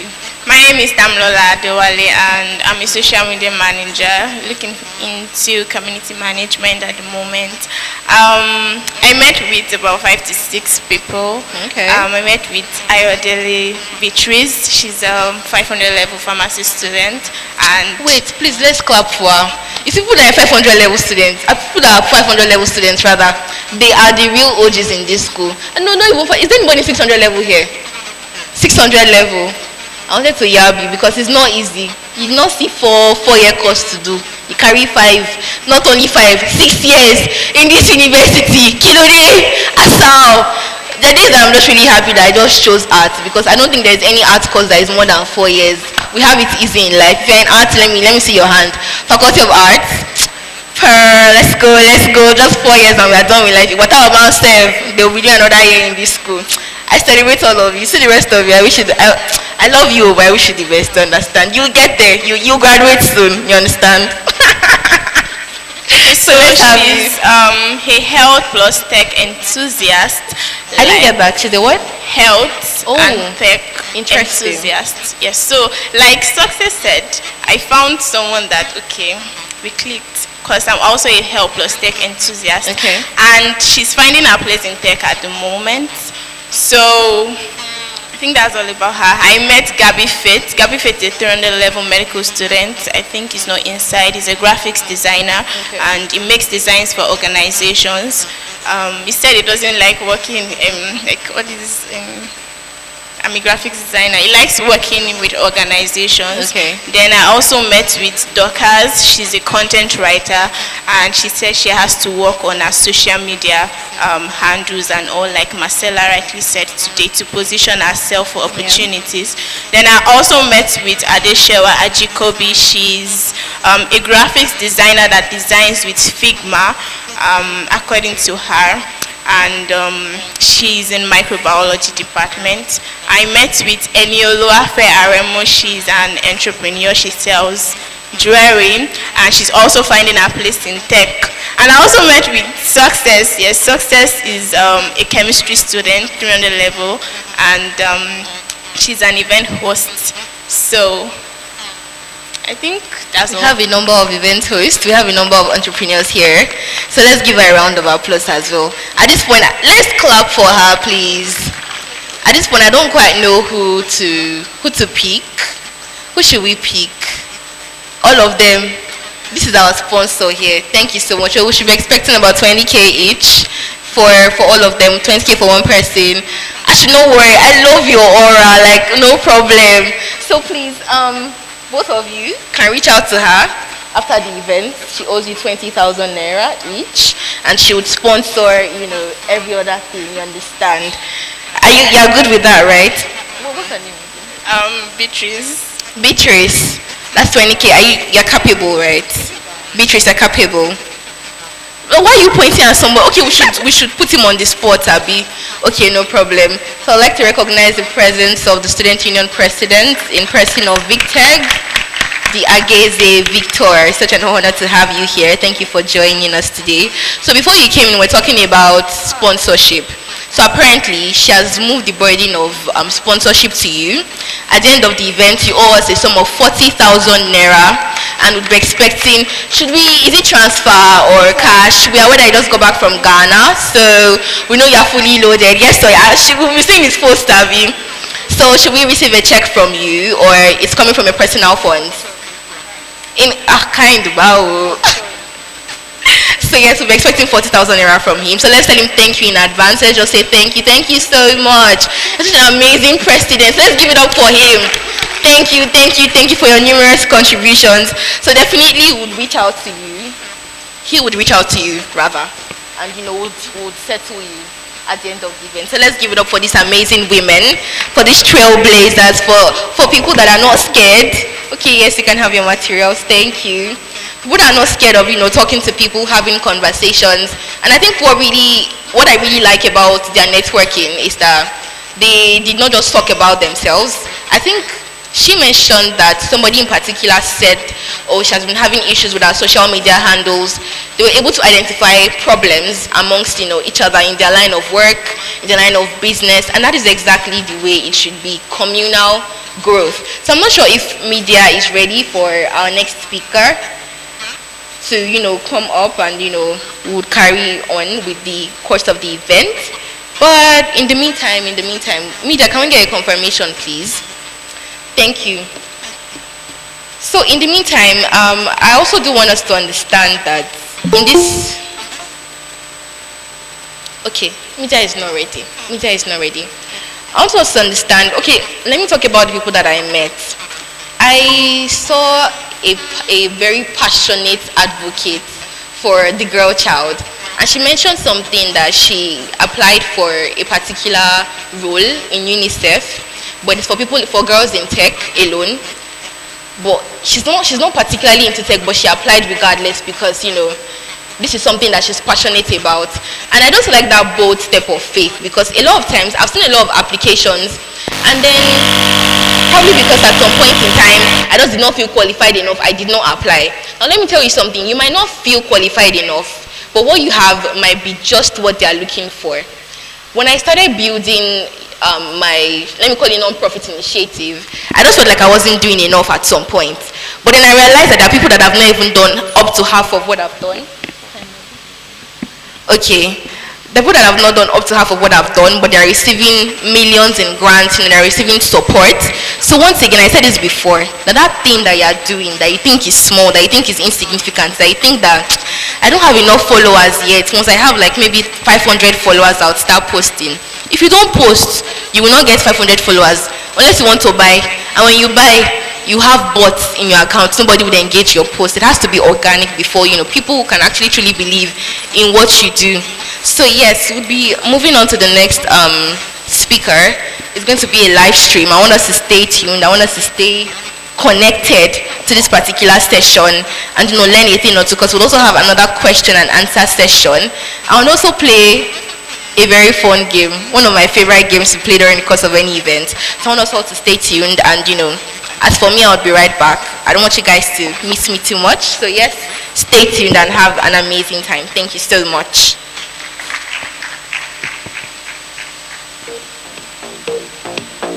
Ufot Ubon is an art director and visual designer whose curiosity at the early age of 7 drove him to explore colors, pencils, and paper. He stated that he was fascinated by the drawings in his children's Bible, and that enlarged his curiosity about art illustration. Although he loved drawing, he didn't discover digital illustration until 2018 and fully embraced it in 2019. Today, his curiosity about drawing has led him into brand design, motion graphics, podcasting, audio editing, sound treatment, video editing, and more. His journey has been one of continuous exploration and learning, driven by passion for discovering new things and excitement about the possibilities ahead.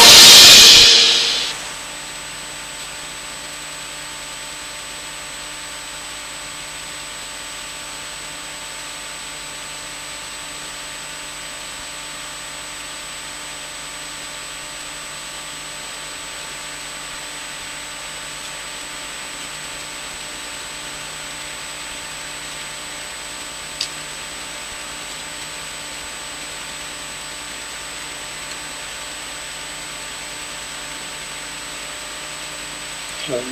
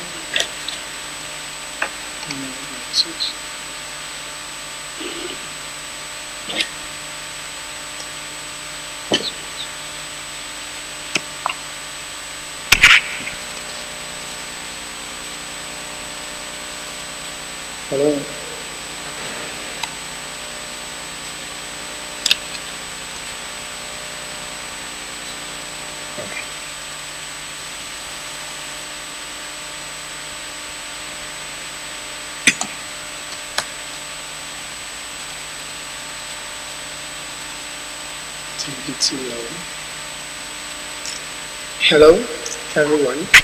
Good afternoon. How about you?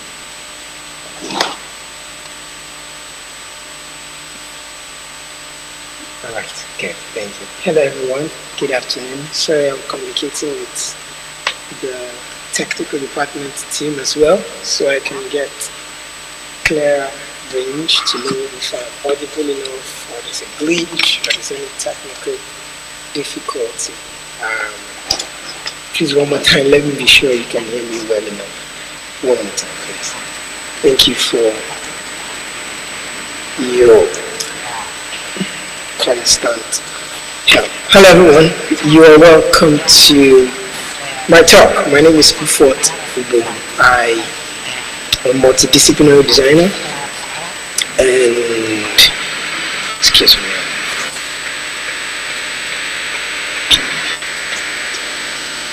I just want something. Okay, alright, good. Okay, alright, great. Hello everyone, yeah, okay, I said that already, sorry about that. My name is Ufot Ubo. I am a multidisciplinary designer. Quite a number of persons would know me majorly as a digital illustrator, because that's majorly like the art, the part of my design journey that I put out. But in today's talk, I'll be talking about charting text on charted territories with design. Charting text on charted territory with design. And I want us to be creative with our imagination for a little while. So let's start this talk by imagining. So imagine a world with limitless yet well sophisticated technologies. We're talking about tech like, we know there's already electric cars, but think about flying cars. Imagine a world with that high level tech. Think about a world with tech that is sewn into the fabrics of our skin that can help work on certain medical procedures that we already have. Maybe someone wants to do a surgery to remove a lump from the skin, and there's a tech in your clothes that if you put on that clothes, in the next 5 to 6 minutes, it can actually carry out that operation and then take out that lump, cover the skin, patch it and all those things. Imagine those kind of high-level sophisticated tech. But the user interface of such tech are hard for users to work with. Some high-level tech, but somehow have poor user experience. So basically, we're talking about good techs with bad takes, because the pivotal point, which design in this case, pivotal point of communicating this tech clearly to its users or to the end, folks who get to use this tech, is not communicating the message of what the tech does enough to the users, because user interface design is not well communicated. It's not, there's no high-level deliberation to see to it that the tech is designed to make sure that the users can successfully use those tech. And if we imagine those kind of world, we're generally going to have good techs with a lot of bad takes, which prompts to have this talk, right, discussion where we talk about charting text on charted territories with design. And once again, welcome you to this talk where we're going to be talking about this in the next couple of minutes, and I hope you have writing materials to take note along the line as we journey. Today in our world, there's quite a number of tech products, large, vast majority of them, with great substance, but the user base, the user experience, energy is not clear enough. It's not communicating well enough. And the problem is not about the tech, it's about how to use the tech. It's not how the tech should be done, it's much more about how to use the tech, right? We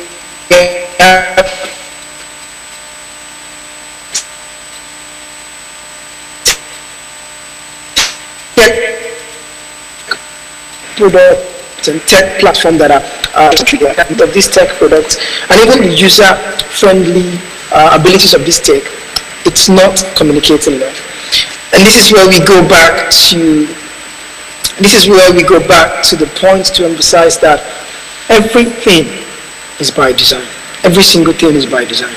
There's nothing that was not originally by design. Now design, we're going to widen the definition here to not just limit it to our digital gadget or our software that we use, Figma and the likes of that. No, but in the mindset of it, everything is by design. Even if it has nothing to do with digital products, even physical products, even if it has nothing to do with actual, even if it's an abstract concept, it's still by design. The thought process that we think about these things, it's by design. If your tailor wants to sew a cloth, it's the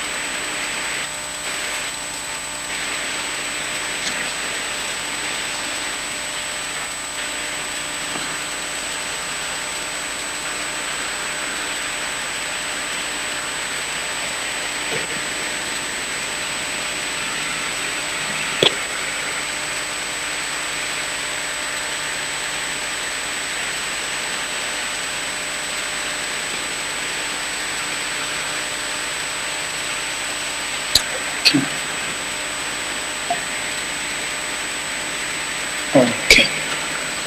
All right, we're back. Okay.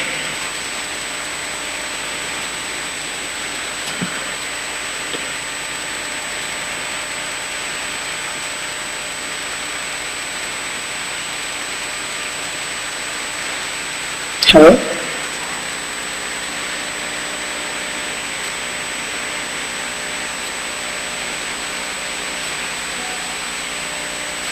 Okay, thank you.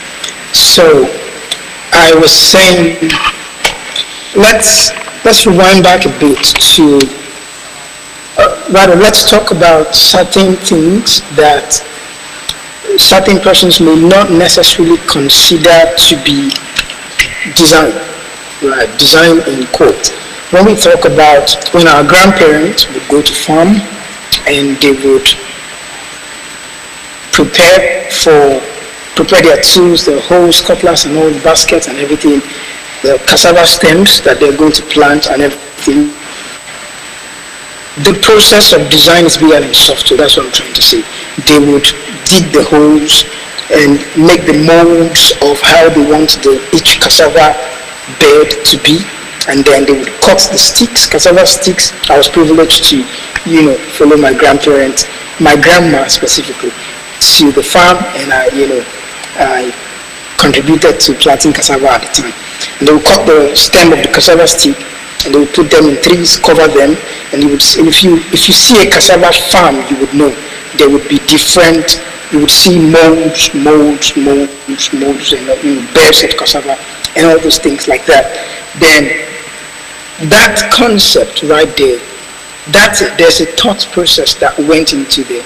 There is a thinking process on how they want it to be, right?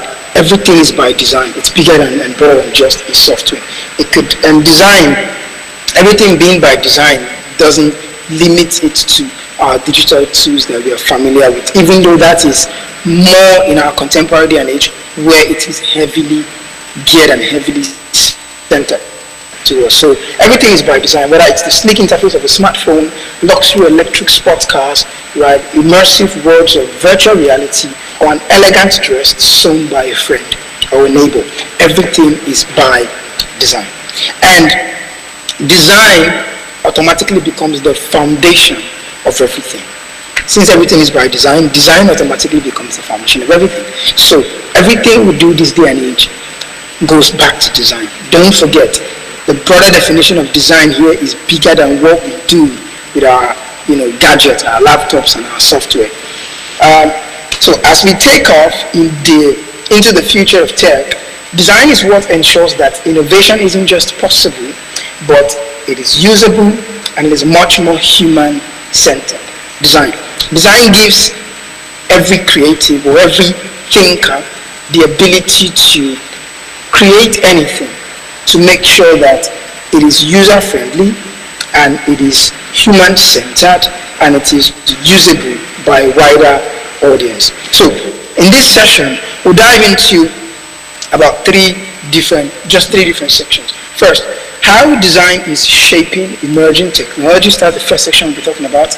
And second, real-world case studies from leading companies. And the third, opportunities for you and I to explore design as a career path in tech. These are the three sections. I'm going to reiterate on that. How design is shaping emerging technologies, real-world case studies from leading companies, and opportunities for you and I to explore design as a career path in tech. And this actually is very valuable to a lot of us, whether you're a designer, developer, or just someone who has an unbridled curiosity, or you're just very curious about, or you're just simply curious about the future, right? This is very much applicable to all of us in this space. There's a place for everyone in tech, and design can be the guide that guides us today, irrespective of, even if you don't end up being a designer. So let's start by understanding why design isn't just about aesthetics. Remember, I mentioned that design on a broader scope, it's beyond just the software we use. Now, in our day and age today, where there's a lot of attention given to aesthetics. Aesthetics talks about how beautiful it looks, right? The colors, how fine is the design, how classy, the pixel density, the Bezier curves, that we, the 60% iOS ratio we do on Figma, and all the other smooth, easy ease that we do on our After Effects, Adobe After Effects, and all basically talking about how it looks, the look, how beautiful it is. While that is a very huge part of design, truly, I believe, I'm of the high opinion that design should actually be beautiful, right? The aesthetics part of it, but design is bigger than just aesthetics. Design, in its core, simple definition would be problem solving. I made a tweet a couple of days ago that if design doesn't solve a problem, it will generally be tagged as art. If it doesn't solve a problem, it will simply be tagged as art, because design in its basic core existence solves problem. It's about solving problem. And design in tech, we're talking about design generally, but now design in tech isn't just about making things look good. It's not just about aesthetics. It's not just about making things look good. In fact, design in tech isn't just about making things look good, but much more, it's about making those things that look good work for good. That's the broader scope of design in tech. It's not just about making things look good, but rather it's much more about making those things that look good work for good. There's no purpose of a remote that actually looks good if it doesn't work for good. It defeats the purpose at which it was designed in the first place, right? It defeats that purpose. If it's not working, if you click the power off button and the power off button is opening your fridge, now there's a problem, right? If you click the right button and the right button is opening your windows, now there's a problem. If it doesn't work for good, it's a problem. So design should not just look good. Design should work for good. Specifically in tech, it's much more about intuitiveness and solving real problems. So there are basically two ways that I've come up with that I've talking about that design is shaping emerging technologies today. And one of those ways, the first way is UI UX design in emerging tech space. UI UX, which I believe I'm talking to a wide range number of designers. So UI UX, we know it's user interface design and user experience design. And by this, I am not particularly talking about practicing. No, I'm not particularly talking about practicing UI designs or UI.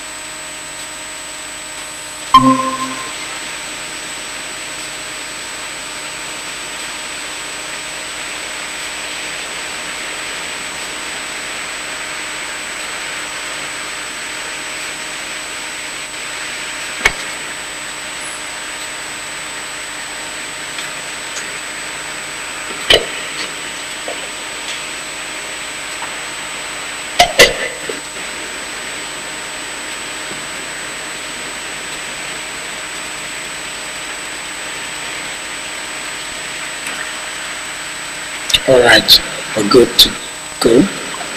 Okay. All right, you're welcome back. Sorry for the technical difficulty. Oh, that's fine.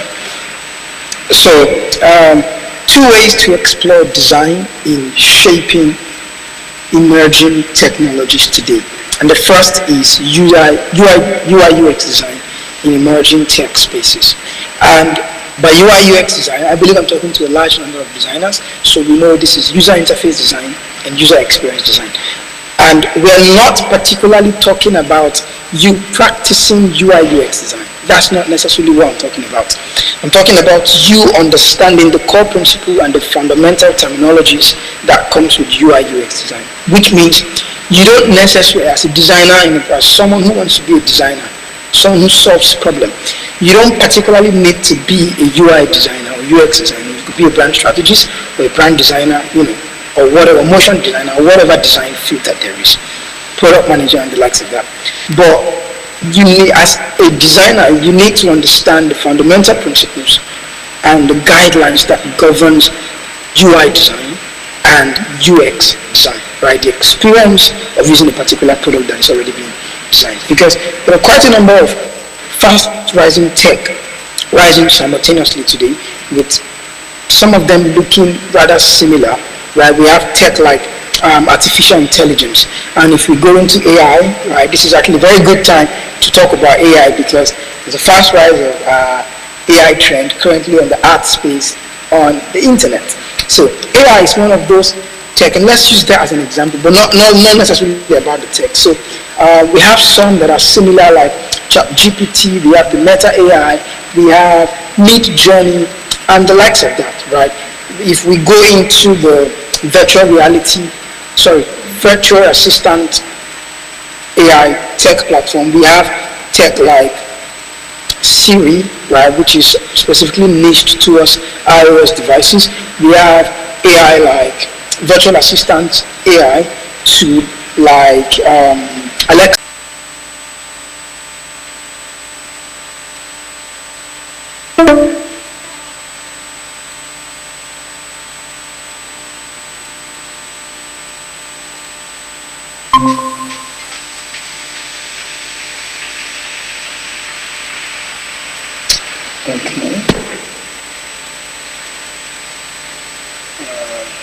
Hello. Am I audible enough? To know if I'm audible enough. Okay. So I was talking about UI design. I was talking about UI UX. So I was talking about artificial intelligence. Name the French name. It does all those things. So how do you differentiate between these tools? Design.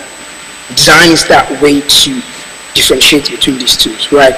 The designs are different. If you look at the design, if you use an iOS device like an iPhone and you run Siri on there, right? If you say, "Hey Siri, there's this glowish motion design thing that comes up at the bottom of the cell phone that helps you know that, okay, this is how Siri user interface looks like.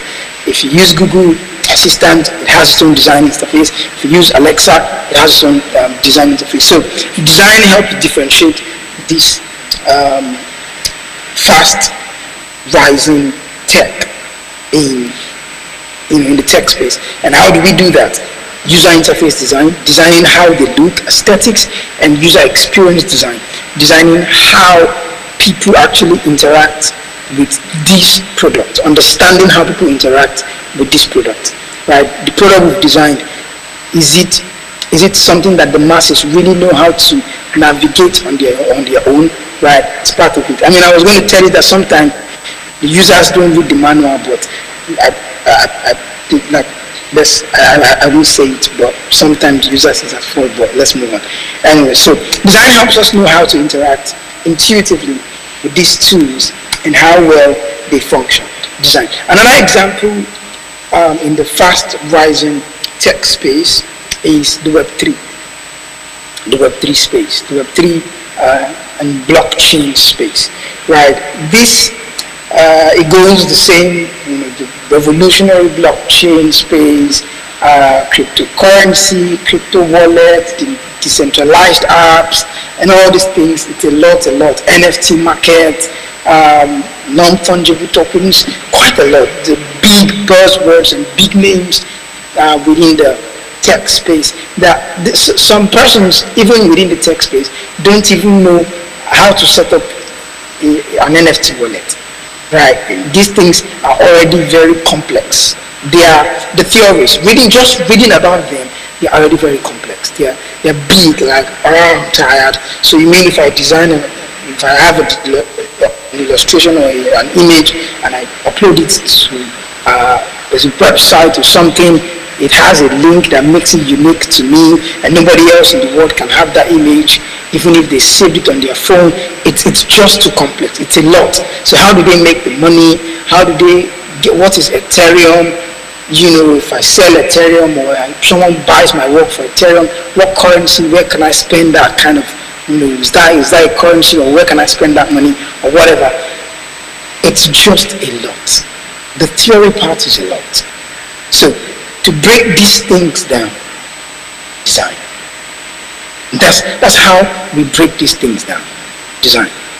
And I'm just going to say it straight out of the box. I mean, I recently see the books.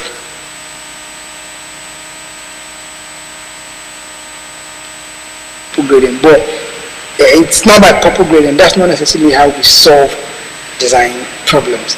But design is one of those things that helps us make clarity to these platforms, right? You already know how to. I've completely forgotten about my tokens and how I, signed up, what I did for NFT or whatever, the code, and I can't remember every single one of them. But how to navigate this platform? Design is what helps guide our hands, guide our step, guide our minds. Because the ones who have built this product, they're not going to be in everyone's, they're not going to stand behind everybody and help you watch how you can sign up on their platform and everything. No. Design is what help them properly communicate that product to the final users, right? Design. So good design becomes the foundation, and everything is by design, because these platforms are already mainstream, right? And some of these other platforms need good and quality design to actually go mainstream. So we need design. It's much more than making things look good. It's generally about making those things that look good work for good. That's the core foundation of design, specifically in tech. So let's move on to the next phase. We're going to talk about design thinking. The next phase would be design thinking. Remember we're talking about, this is the first section, right, where we're talking about how design is shaping emerging technologies. And we have 2 points under that section. And the first section is UI UX design in emerging tech space, and we've talked about it. First was, artificial intelligence and how design can help enhance the usability and user-centric focus of this platform. The second is Web3 and blockchain tools. Now, the second point under that first one is design thinking. So design thinking is simply a problem-solving framework for techies. As simple as that. It's a framework that helps techies solve problems. It's like a step-by-step guide on how creative minds should approach solving problems. Step-by-step guide. So let's do a little bit of math, just a little bit of math, nothing to hurt your brain. So in school, which most here in school, but if you go back to secondary school, not even university, but in 100 level and the likes of that, you would have experienced, solved this. In school, you would know if you're given a problem, let's say a quadratic equation, or a simple like a quadratic equation problem. 2x squared plus 4x minus 2 equals 0. Solve for x. Or there are multiple ways to go about that. You can use the factorization method, you can plot a graph about it. But one of my favorite, and quite the easiest way is to use the almighty formula. Really love that formula, by the way. Almighty formula. So you know the formula, right? X equals minus b plus or minus root of b squared minus 4ac all over 2a. Please, round of applause for me. Thank you. Now, you write down the general equation of the quadratic equation. Ax squared plus bx plus c equals 0. You look for what a is, substitute the value of a into those formula, you solve for x. So x definitely will give you 2 values. Straight, simple. There's a process. You must know the formula. After knowing the formula, you know what a is, you know what b is, you know what c, and don't forget your signs, right? If b equals minus 2, don't forget to write minus 2. There's a process. So design thinking has its own process. Just like how everything has its process. If I tell you to prepare me the best food you like, if it's noodles, you know how to do it. It's a process. If it's custard, to which can embarrass some, but nonetheless, you know how to do it. So design thinking has its own approach, its framework for solving problems. And irrespective of how certain brand, this design thinking process is is the same framework that is used by top leading companies to solve problems. I'm talking about companies like Apple, companies like Google, right, and the likes of that. So this is the framework that they also use to solve problems. And if and when designers, creatives, infuse this framework into solving our own problems, it's going to 10x our productivity on how to actually deliver and render quality design that is not just aesthetically pleasing, but much more on the functionality high side, but there. Right. So now, in as much as there's quite a number of it by different companies and different persons. What I mean by that is, some persons might tell you there's 8 steps to design thinking, solving problems. If you Google or you browse or whichever, some might tell you there's 7 steps, others might say it's 5 steps, others might say it's 4, some may even say it's 3.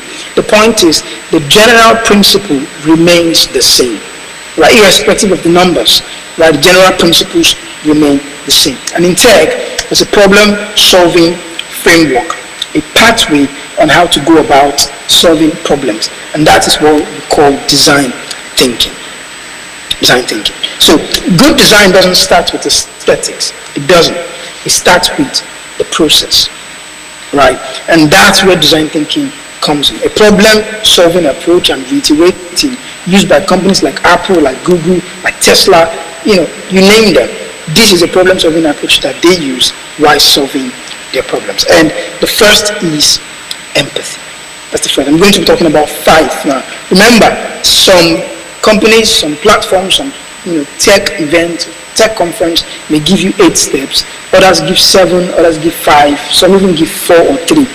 Irrespective of the number, it still encompasses the same message, right? The first is empathy. And empathy here is, you can't talk about designing for humans without talking about empathy. Right? Empathy is simply your ability to connect with the users on an experience-based level, understanding the users as though you are experiencing what they're experiencing. Right? It's hard, not impossible, it's not impossible, but it's hard to fully understand somebody and be able to solve their problem if you don't understand how they're going through. So, let me give you a clear example. It's just like a woman who is pregnant and, she's getting ready to deliver and, she's in pain. And I'm asking her, how are you doing? How are you feeling? And she's like, I really can't explain. And me, I'm saying, sorry, I really understand how you feel. That's a lie. I don't understand. And I can never will. Yes, I can never will. I can never ever understand how she feels. At least not from the point of empathy. Because I've never experienced such before, right? And that's just one way to explain this. Empathy, much more, you have to understand, try as much as possible to understand the user, right? With empathy, we connect with our users. We connect with their needs, we connect with their stories, we connect with their experience. Why do you really need this product? Why? Why do you need this product? Why are we building this device? Why are we doing that device, right? Why do we need a remote when there's already a button on the device itself? Why do we need an external remote when there's already a button on, whatever device it is? Empathy. Why? The why. It's that point, right? Empathy helps us as designers to understand our users. And it's not just enough to give the users what we have. We must give the users what they need. Very important.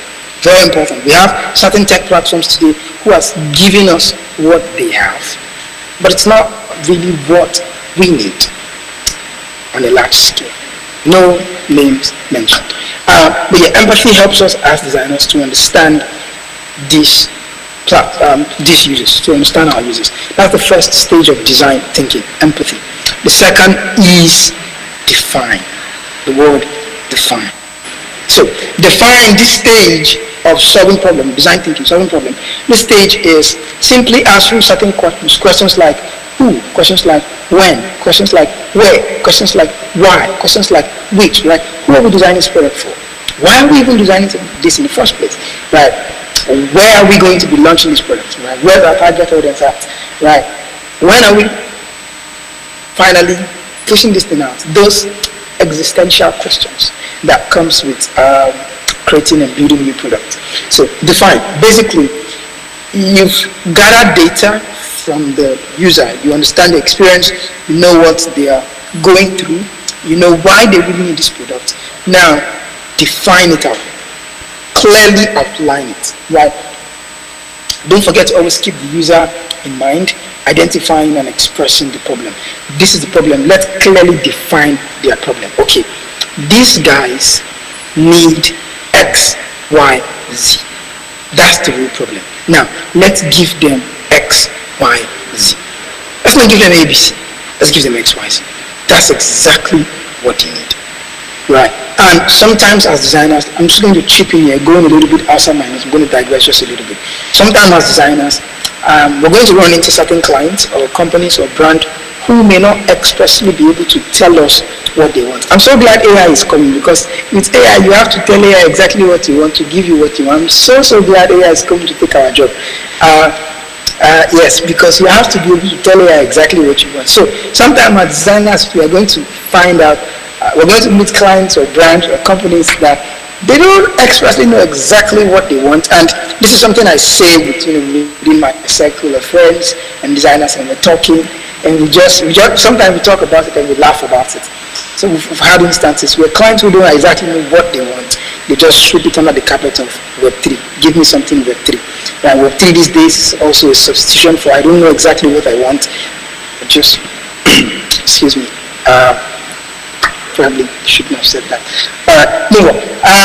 So yeah, don't forget to keep the users in mind while you are defining the problem, right? That's the second stage. The third stage is ideate, right? Ideation stage. So ideation stage is where you write down the ideas and see what resonates well. So brainstorm the solutions to the problems that you've already written down in the definition state.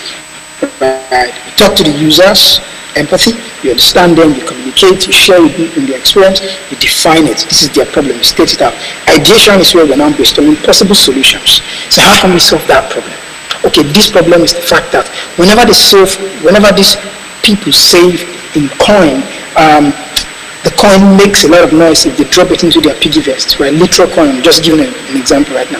Whenever these women save their coin into their piggy bank, it makes a lot of noise, and their neighbor knows now they have money, so they come to ask for loans. So we are going to design a product that whenever they drop the coin into their piggy vest, it doesn't make any noise, knowing how heavy coin can be and how loud coin can. So how do we go about this? So ideation, this is where you now possible solutions. How do we design a product that whenever they save their coin, it doesn't make any noise? So the people don't know, okay, what was the last thing they used for their coin piggy bank that they have? Okay, they have a metallic piggy bank, or the other people also have a wooden piggy bank. Okay, how about we bring something like a balloonish piggy bank, something of that nature. Okay, it may not be strong enough, it can burst easily. This is the ideation state. You're defining and brainstorming the solution to the problem you had already defined. Ideation state. And the fourth is prototypes. So prototypes talks about relating the solutions into real-world problem, but mainly in small scale and small scale quantity. Right. So we don't want to ship too big. We're not shipping too big. So we've had a solution to the problem. We've been working on the solution. Now, kind of do something small. Let's just do something small and see how that works. We don't want to go into mass production and big productions, and at the end of the day, the product doesn't fly, doesn't solve the need, doesn't solve. So let's do a small scale prototype. And I'm trying not to use actual design terminology that we already know. I'm trying not to use things like Figma strings and connecting the dots where you click the button and it takes you to the net, because you already know that one. I'm trying to talk about coin, right, and piggy bank, old Kolo, yeah, that's one, Kolo. We use our old Kolo. Who uses Kolo these days? Anyway, so trying to talk about things that people don't really, things that we don't necessarily think about design thinking, solving those problems, using design thinking to solve those problems. And the last stage of what we're talking about is test. Test is simply having real users test the product so as to gain genuine, unfiltered feedback. So you can work on that, right? You can take that feedback they're giving you, can work on that, can go back to the first stage, empathy. Okay, did I really have the user in mind while designing this? You go back to define, you go back to ideation, you go back to prototype, and you go back to testing again. So testing is where you gather faults, right? Testing is very, very important. A/B testing is very vital. Very vital. A/B testing simply means I'd rather explain than define. Sometimes definitions we know to memorize. We memorize the whole sentence, but we don't really understand the concept. So A/B testing is quite very simple. Right? You have a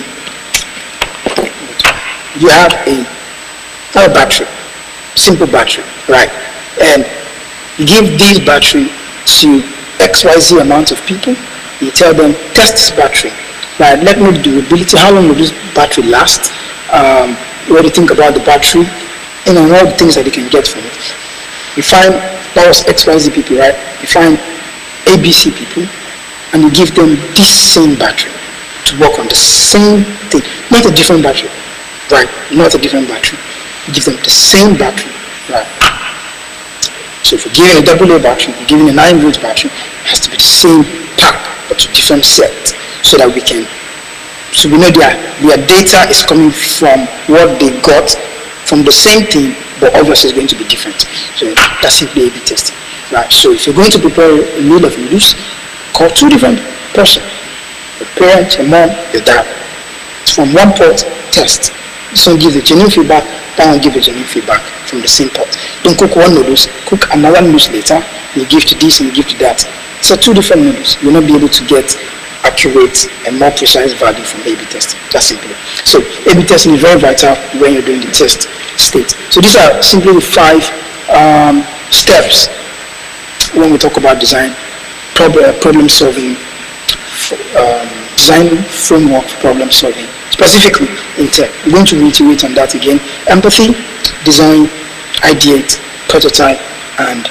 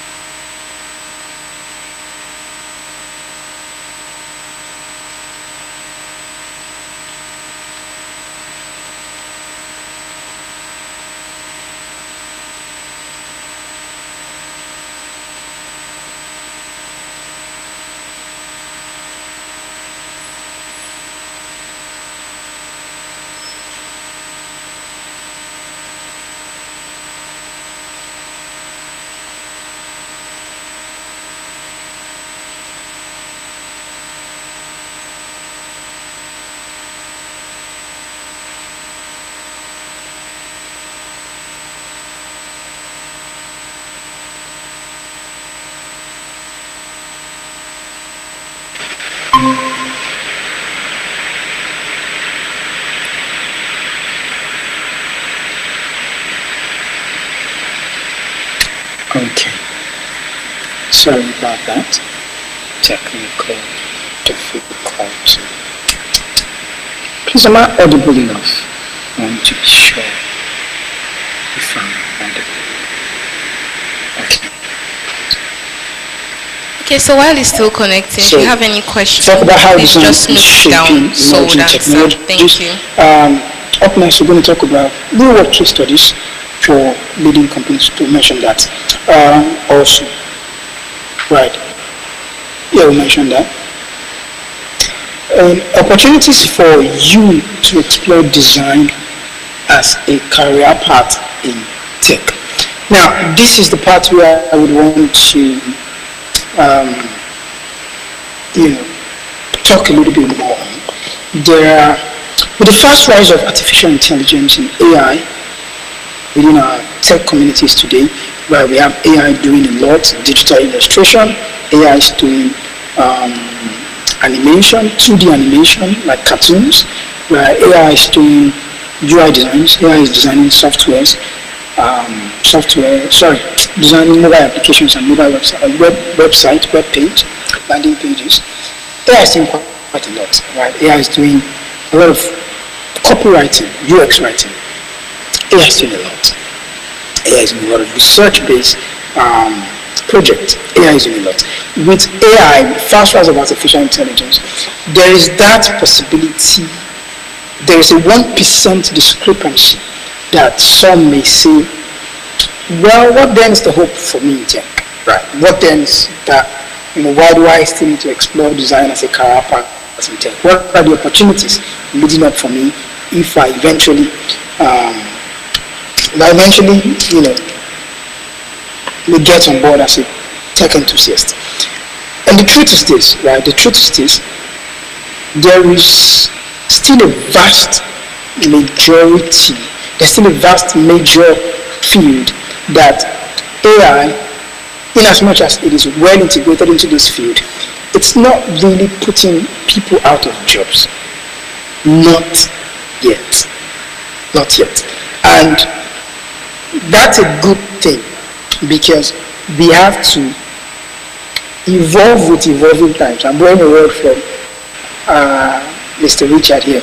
We have to evolve with evolving times, which means we have to also adapt to AI coming into the tech space by doing certain things. We have to find a way to utilize AI, artificial intelligence, to make our work, to 10x our productivity, and make our work more efficient, right, and more doable.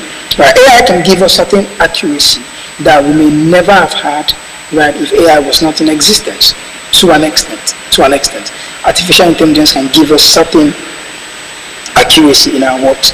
So there's quite a number of opportunities for you to explore design as a career path in tech. And first would be graphic design. Right? Designing posters, specific posters, right? Even if AI can design posters and it's there and it can, if this Unilearning Tech Summit, the project you're working on, pretty sure AI did not design the posters, but it's a really good looking. Yeah, that's me trying to shade AI, but it's poor looking designs, posters design. The posters are pretty good looking, right? AI more than likely did not make all the illustrations you used, right? AI might have been used to generate prompt, giving AI some prompt that generated how the look and feel could be like, but actual designers actually went on to design these posters, right? Edit. AI did not have my image in its most accurate state, as you put it, right? AI did not have the image of CAV, right? Victoria, in the accurate state, and all the other amazing speakers. AI did not arrange all of that, right? Designers designed that. Designers arranged that. So yes, there's quite a number of opportunities still for design, for the design community in tech, even with the fast rise of AI, right? Graphic design is one of those niche. Brand design, brand strategies. You see, AI cannot think for you. Never forget that. AI cannot think for you. AI only responds to what you are thinking about, right? So thinking, you punch it in, you type it in, you ask the question, and AI responds to your thought process. But AI can think for you. And in there's something we talk about in design is that we talk about human-centered, human-centric design, right? There is an element of human, there's a level of human elements that AI cannot give. AI cannot give because of how it's programmed, right? And that when we see and that has a touch of human empathy in it, we know and we appreciate it even the more. So as a brand strategist, right, there is some thinking process that you bring to the table that AI doesn't have already on its table, right? There's quite a lot. I'm not here to argue. There's quite a lot actually, but yeah, so brand strategies you still have place. As a digital illustrator, I'm talking about a field that I am majorly invested in, right? As a digital illustrator, you still have high chance to explore a career as a designer in tech, even with the fast rise of artificial intelligence and its art and everything, you know, right? There's been quite a lot of posts, tweets, images, videos, content creation, and all those things about how, you know, AI. So I'm actually quite definitive about it that AI is actually going to actually take the job of digital artists. To which, again, not yet. AI doesn't have what it takes yet to put digital artists out completely out of work.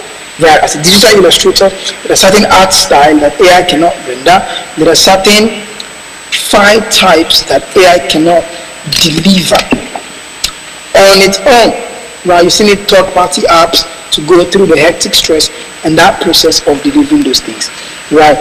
So there's still space within that tech, for there's still space within the tech community for you to design, for you to explore your design career path. The motion graphic designer also, there's still space. Come on, motion graphic design is one of the big, fast rising tech space that is merging with content creation, because if you also edit video, if you edit videos, you'd come to realize that there's certain motion, I've realized that there are certain motion graphics that I need, motion designs that I want to do to help enhance the visual storytelling of the video that I need to get work on. AI cannot really give me what I want, so I still have to go into the software, the program to make this motion and tweak it to align with the visual story, I'm trying to tell. So yes, AI cannot automatically put people out of job within the tech space just yet, completely,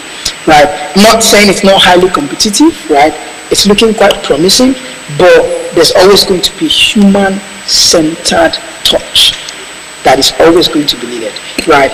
The strategies, the human reasoning, the logical, human rational reasoning, right? The human-centered, just keep saying human anything, human design. There's that part. Artificial intelligence cannot think for you. It can't think for you. So there's quite a number of opportunities for us to explore even within the tech community, even within the tech space. So charting tech to uncharted territories with design is vital because there's a lot we can still do as designers. There's a lot of work to be done, right? And I'm going to wrap this story with one of the example I'm wanting to cite now. The example I had in my site. So there is a platform. It's a platform.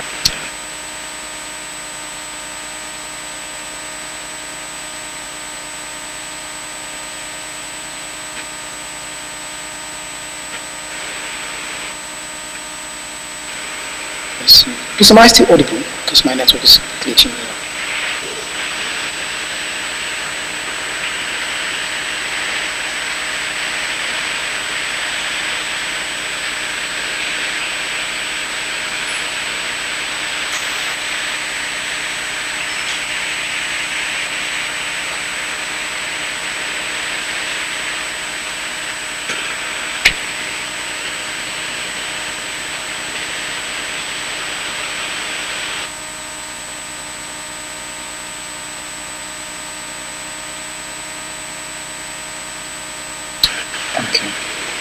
Called archive. It's archivi.archivi. So they are basically archiving.ng, right? So what Archive did a couple of years ago, some bright mind Nigerians together, and they thought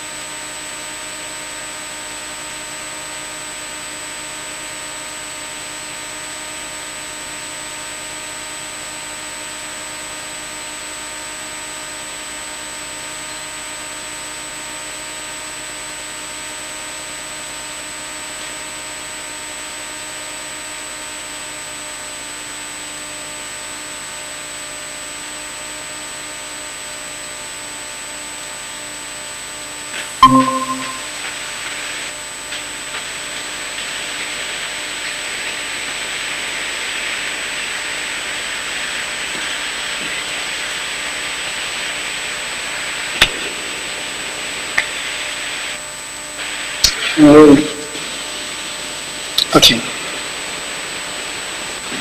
So I was talking about archive. Right, so the basic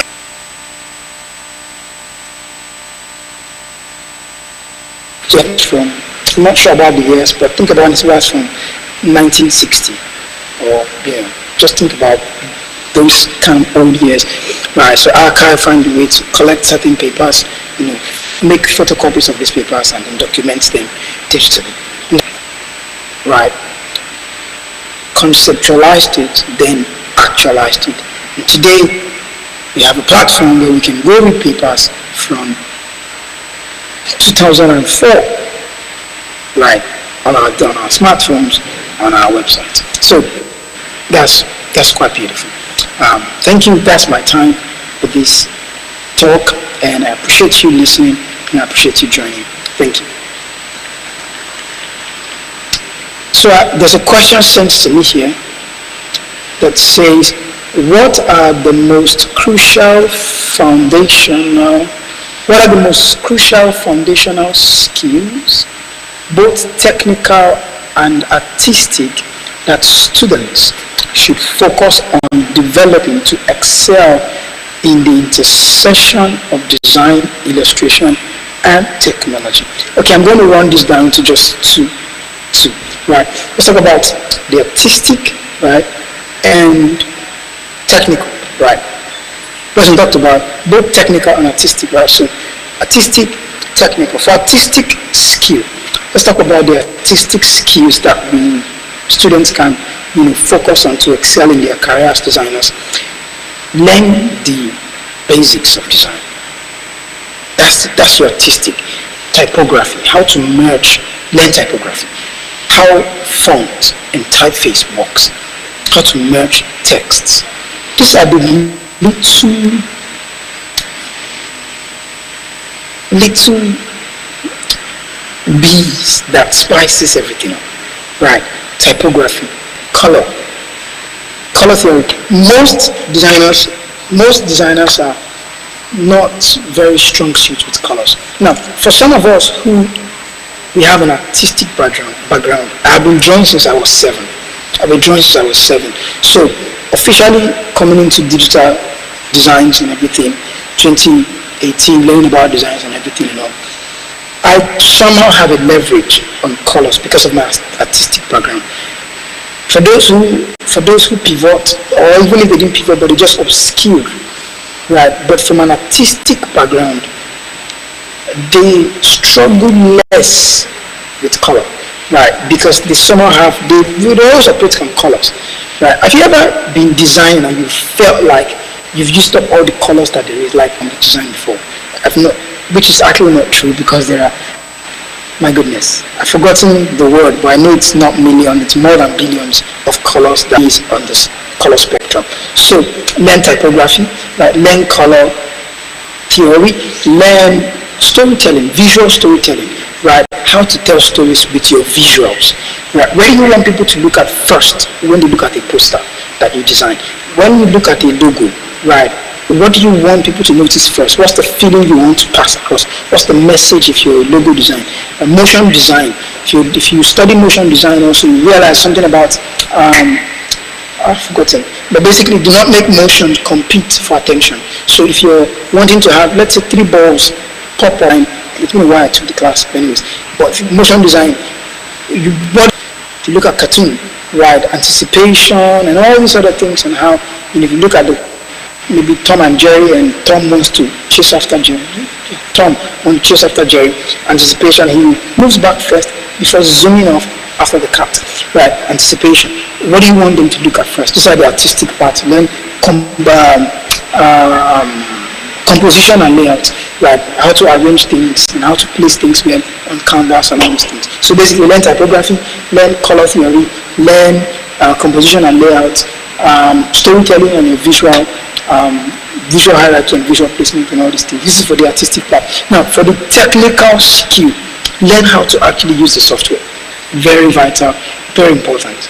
Learn how to use the software.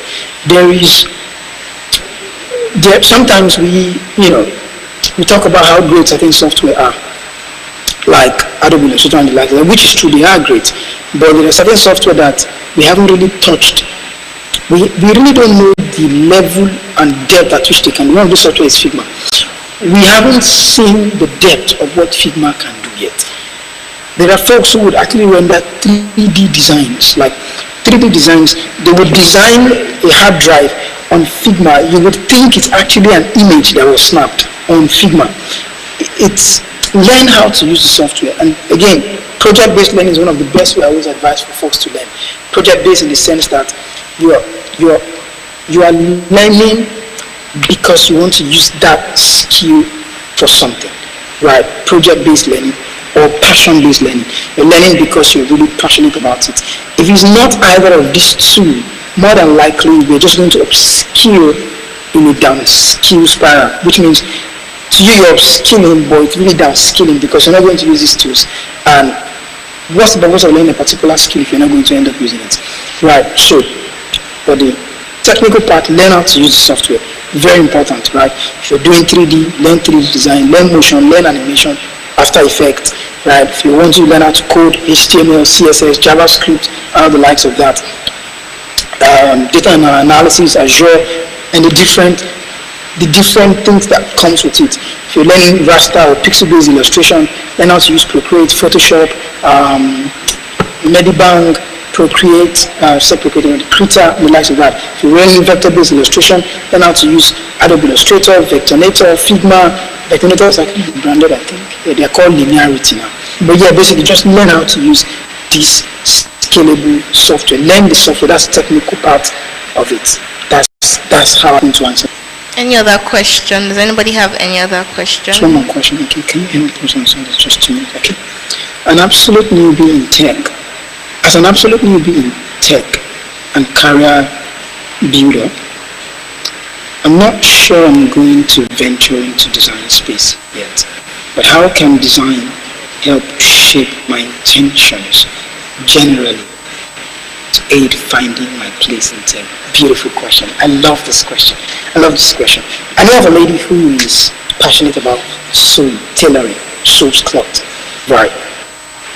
Now, there's been a couple of times where I brought her into classes that I've taught. She sat down, whenever I have sessions on designs, when I teach designs physical classes, I've always told her to come around. She comes around and everything. In physiognomy, talks about telling if someone is wicked or someone is good from their facial expressions, which I can't really explain that to the best of my knowledge, but it's a thing in a way. And I'm saying that to say this, she looks like a product designer, this lady I'm talking about. And I've always told her that she physically looks like a product designer. But again, I don't even know what the product designer looks like. But by the concept of physiognomy is that concept. But she really doesn't particularly love tech at all. Not like that, but she sat on that design classes and everything. Now, how can design shape that mindset, problem solving, right? The framework we've talked about. You can actually do what you love doing, but still infuse design processes into it, step by step, accuracy, attention to details. That even if you are a professional cobbler, someone who makes shoes, a shoemaker, your level of attention to details, your critical, the choice of color, right? The way, and I'm not even going into the branding aspect of whatever it is you're doing, right? Saying,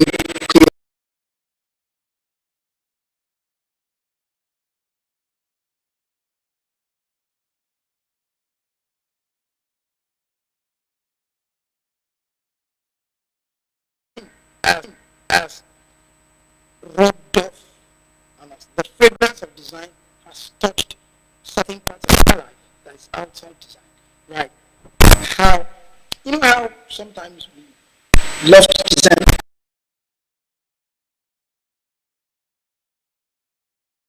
newbie, someone who is not sure if you're going to venture into the tech space yet, so how can design help shape your intentions generally and aid finding your place in tech? Don't rush it, don't niche down, still explore. I'm going to use Layers team. Layers is an exceptional designer, a brother and a friend that I respect so much and I love him. he talked about designing on a triangular path. Right. So this is a pivotal point. This pivotal point, consider it to be your point of interest. You're just interested in design, and you want to learn what design can do for you. Even if you don't end up venturing in tech, just keep exploring that part. So there's tailoring, there's shoemaking, there's barbing. Your attention. Thank you. Thank you. I apologize I couldn't be there in person, but I'm so glad I was able to do this with you. Thank you. Thank you. Well, thank you. Thank you. Oh, I love you all too. Thank you. Thank you. Appreciate it. I'm not sure you can hear us, but no, you can hear us. Our mic, communally, our mic is muted. But I do hope you understand how much we appreciate having him as a part of this particular program. Share media will unmute the mic so that you hear what we are saying. You're welcome. Okay, thank you. God bless. All right. Are we still here? Are we still here? We've tried. Let's clap for ourselves. Don't worry. We'll finish this very soon. So coming up next, we have a presentation from the DSN, Data Science Nigeria. They'll be coming up stage to present. So if we can have them now, please let's give them a round of applause. Thank you. Please let's keep clapping for her. Please can I have another mic?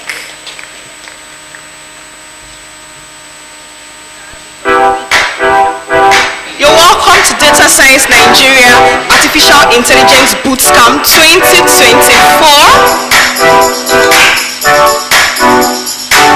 I think I'll start from the build-up, from the pre-learning sessions. It was insightful. DSN has provided supervised and structured learning for me as a person through the community and learning in every city.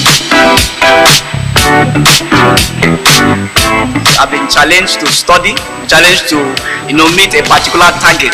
So with that, I have to learn, I have to grow, and I've met people, I've networked, and then with these criteria and parameters, I've been able to grow over the years. We'll invest in our partner hubs, and I'm glad we have 38 of them here, who will go back and be able to create what we're creating here. I intend to use AI to solve financial problems. Why? Because it's very lucrative and there's a lot of money there. Yeah. And I like money.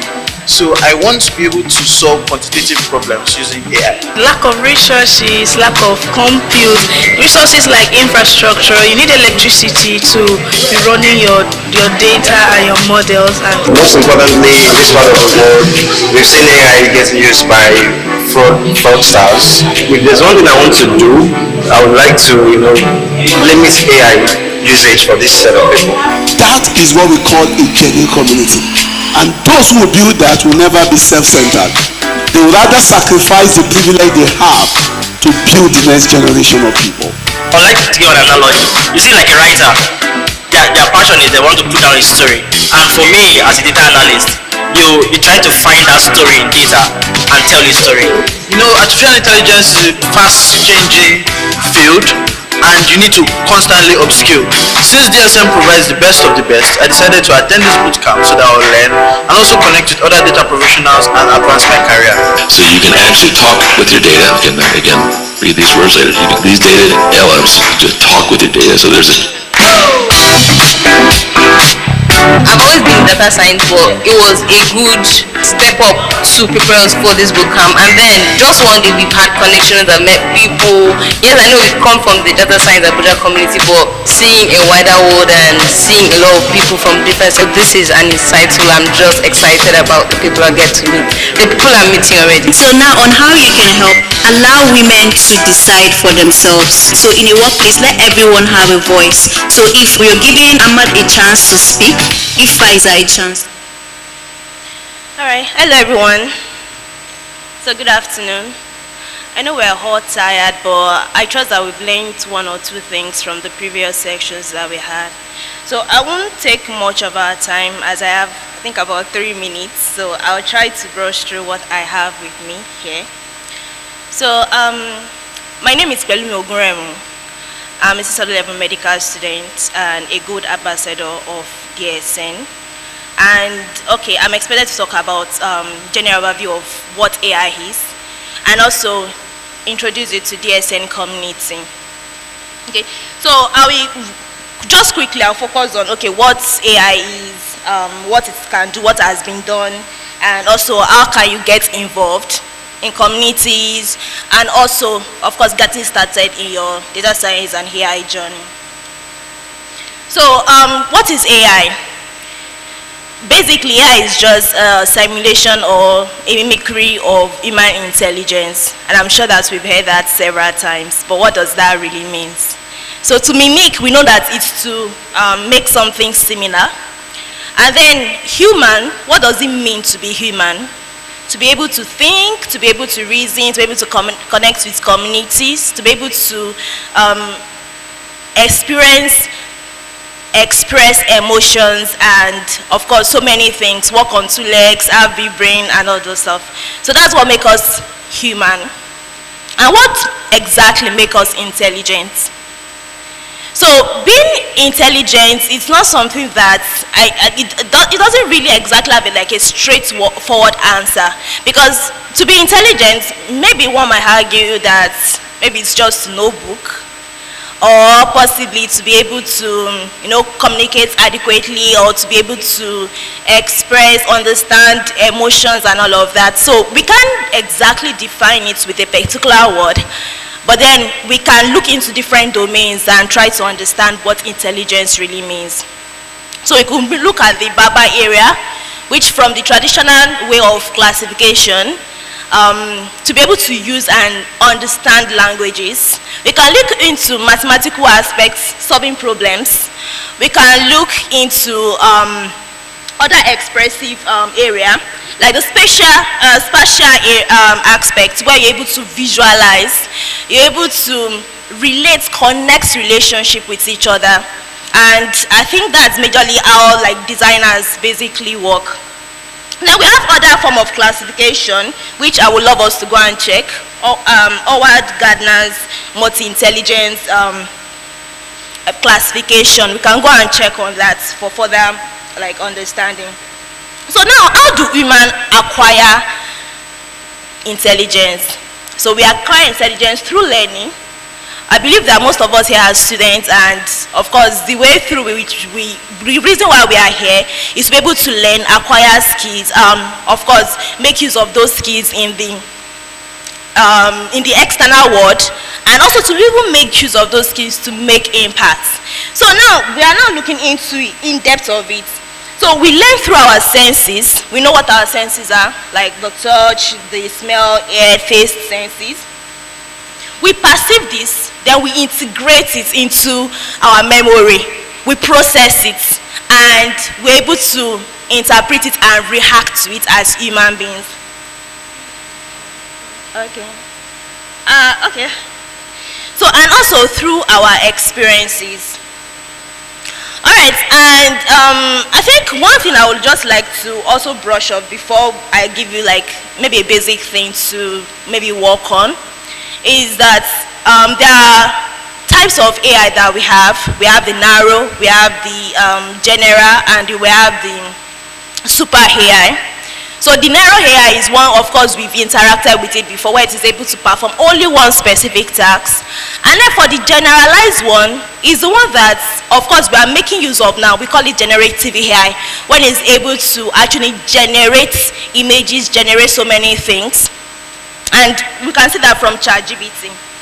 Okay, so what I will want us to do, maybe just note that down in the next 1 minute, is to, in our respective departments, I want us to try to note down a particular task that we do it could be anything. For example, as a medical student, I know that we actually make diagnoses. Patients come to us, we make diagnoses, then we treat the patients.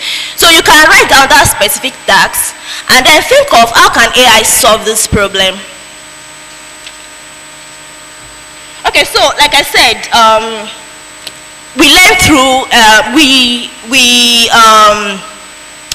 gain intelligence through learning, and that is how we also train AI to be, through learning. So an AI make use of what we call algorithms, which are mathematical step-by-step instructions to be able to perform particular tasks. Okay, so we have different forms of the ways it can do that. Is either you show it examples and is able to use that example to learn and detect or predict whatever it is you need to predict, or if you just give it a whole lot of information and it's able to classify it without you giving an example, or you're able to create an agent, which is what we know now, agentic AI. I'm sure many of us have heard of that. Possibly if there are other sections and maybe there to speak, maybe we'll dive into that more. Okay, so now getting into how can you get involved as individuals. So like I said, we learn. Right? So, and the way we learn, it's diverse, it's not really specific. So, but then I've been able to split it into 4 aspects, which is we take in procedural information, we take in conceptual informations, we take in evidence information just to explain whatever procedure or concept that we have in mind, and also refer to things too. So now to learn, it's not like a simple thing to say, oh, just go to YouTube, go and learn this all stuff. So data science has its own components, and the procedural aspect means you being able to follow a step-by-step instruction, you practice and you get it done. And we can see the use of that in YouTube. YouTube have a lot of that. There will also see similar stuff in Kaggle, Zindi, those are those platforms. And also for concepts, we see that in Coursera, and also even in DataCamp. So DataCamp is a sort of platform that sort of incorporates every single thing, incorporates both the procedural and the conceptual knowledge, the concept itself, and of course other explanation that are attached to it. Now moving to what other things can you do to really do well or get started joining community? So like I said, we are social beings. Part of our qualities is to be able to interact, communicate with others, and through communication we retain knowledge. So now I'll be speaking on data DSN community and what we do. So DSN is Data Science Nigeria. Okay, I'll be done. So it's Data Science Nigeria, and then it is being created by Dr. Bayo Adekombi. You saw him like speaking about the whole thing. So what we do is we train people in data science and AI, and then we also train people in research, because there is something called AI research too, and then implement our research work. Okay, so we have different chapters like campus and city chapters. We have DSN e-learning chapter, we have DSN e-learning chapter, and basically what we do is, like I said, to train. So we now have this annual sort of event that we usually hold, which is the one that from the video, that was one that was aired last year. So where we, before then, we organize training, AI, we call that AI Invasion. Then you practice, you work on projects, then you do a 30 days training, then before you know, do a qualification hackathon and then qualify. So, and it's an all-paid expense bootcamp where you get to learn, you get to connect, and possibly you might get an opportunity, because I had a friend last year, I think he won the AI algorithm, he won, his poster won like the best, the first best poster, and then it was through the bootcamp he was able to get into a law firm where he's able to use AI to work on law-related stuff. So it's actually a place for you to also get opportunities and then meet high-profile people and expand your knowledge. So if you would like to know more, I think you can just meet me afterwards. So hopefully I hope that there's like more opportunity to be able to go in depth, and sorry for like the whole rush. Thank you for listening, everyone. Thank you so much. We apologize it had to be rushed, but our time is far spent. So we have come to the end of the program, and right now we'll be calling on the team lead for this amazing event to give the closing remarks. So please let's put our hands together for her. Thank you so much. Keep clapping now. Thank you. Keep clapping. She's an amazing woman. Thank you so much. Thank you so much, Stephanie. Good afternoon, everyone. Did we have a wonderful time? UTS 25. Tech take off a place in tech. So I know we spent a long time, and we are still expecting one more speaker, which is Carve Digital. So due to some issues, she will not be able to come today, but we'll be having a session with her on Wednesday, a live session. So please stay tuned for that. So thank you once again for attending the event. I hope you did have a wonderful time and learned a lot of things. So we're taking the closing prayer now from our president. Thank you so much. Please do well to take pictures outside and also sign on our white canvas banner.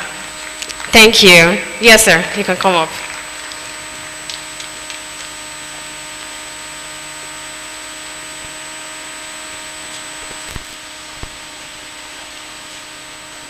Praise God. All right, shall we rise as we take the closing prayer? Okay. In Jesus' name, Father, in the name of Jesus, Heavenly Father, we say thank you for UTS 25. We say thank you for the words we've heard. We say thank you for the inspirations we've received. We say thank you for ideas we have received today. We ask for grace to implement these things in the name of Jesus. And for those that are just starting in tech, Lord, we ask, Lord, that you grant guidance and direction in the name of Jesus. And for those that want to upskill, we ask, oh God, that you help them, you place them around people that will help them to grow more on this journey of tech in the name of Jesus. And most importantly, on our journey of faith, Lord, we ask that you keep us to the end in the name of Jesus. Lord, as we go, we ask that you go with us in Jesus' name. We pray for the whole UTS team, the people that came up with this. We ask that you continually strengthen and help them in Jesus' name. For in Jesus' name we have prayed. Amen.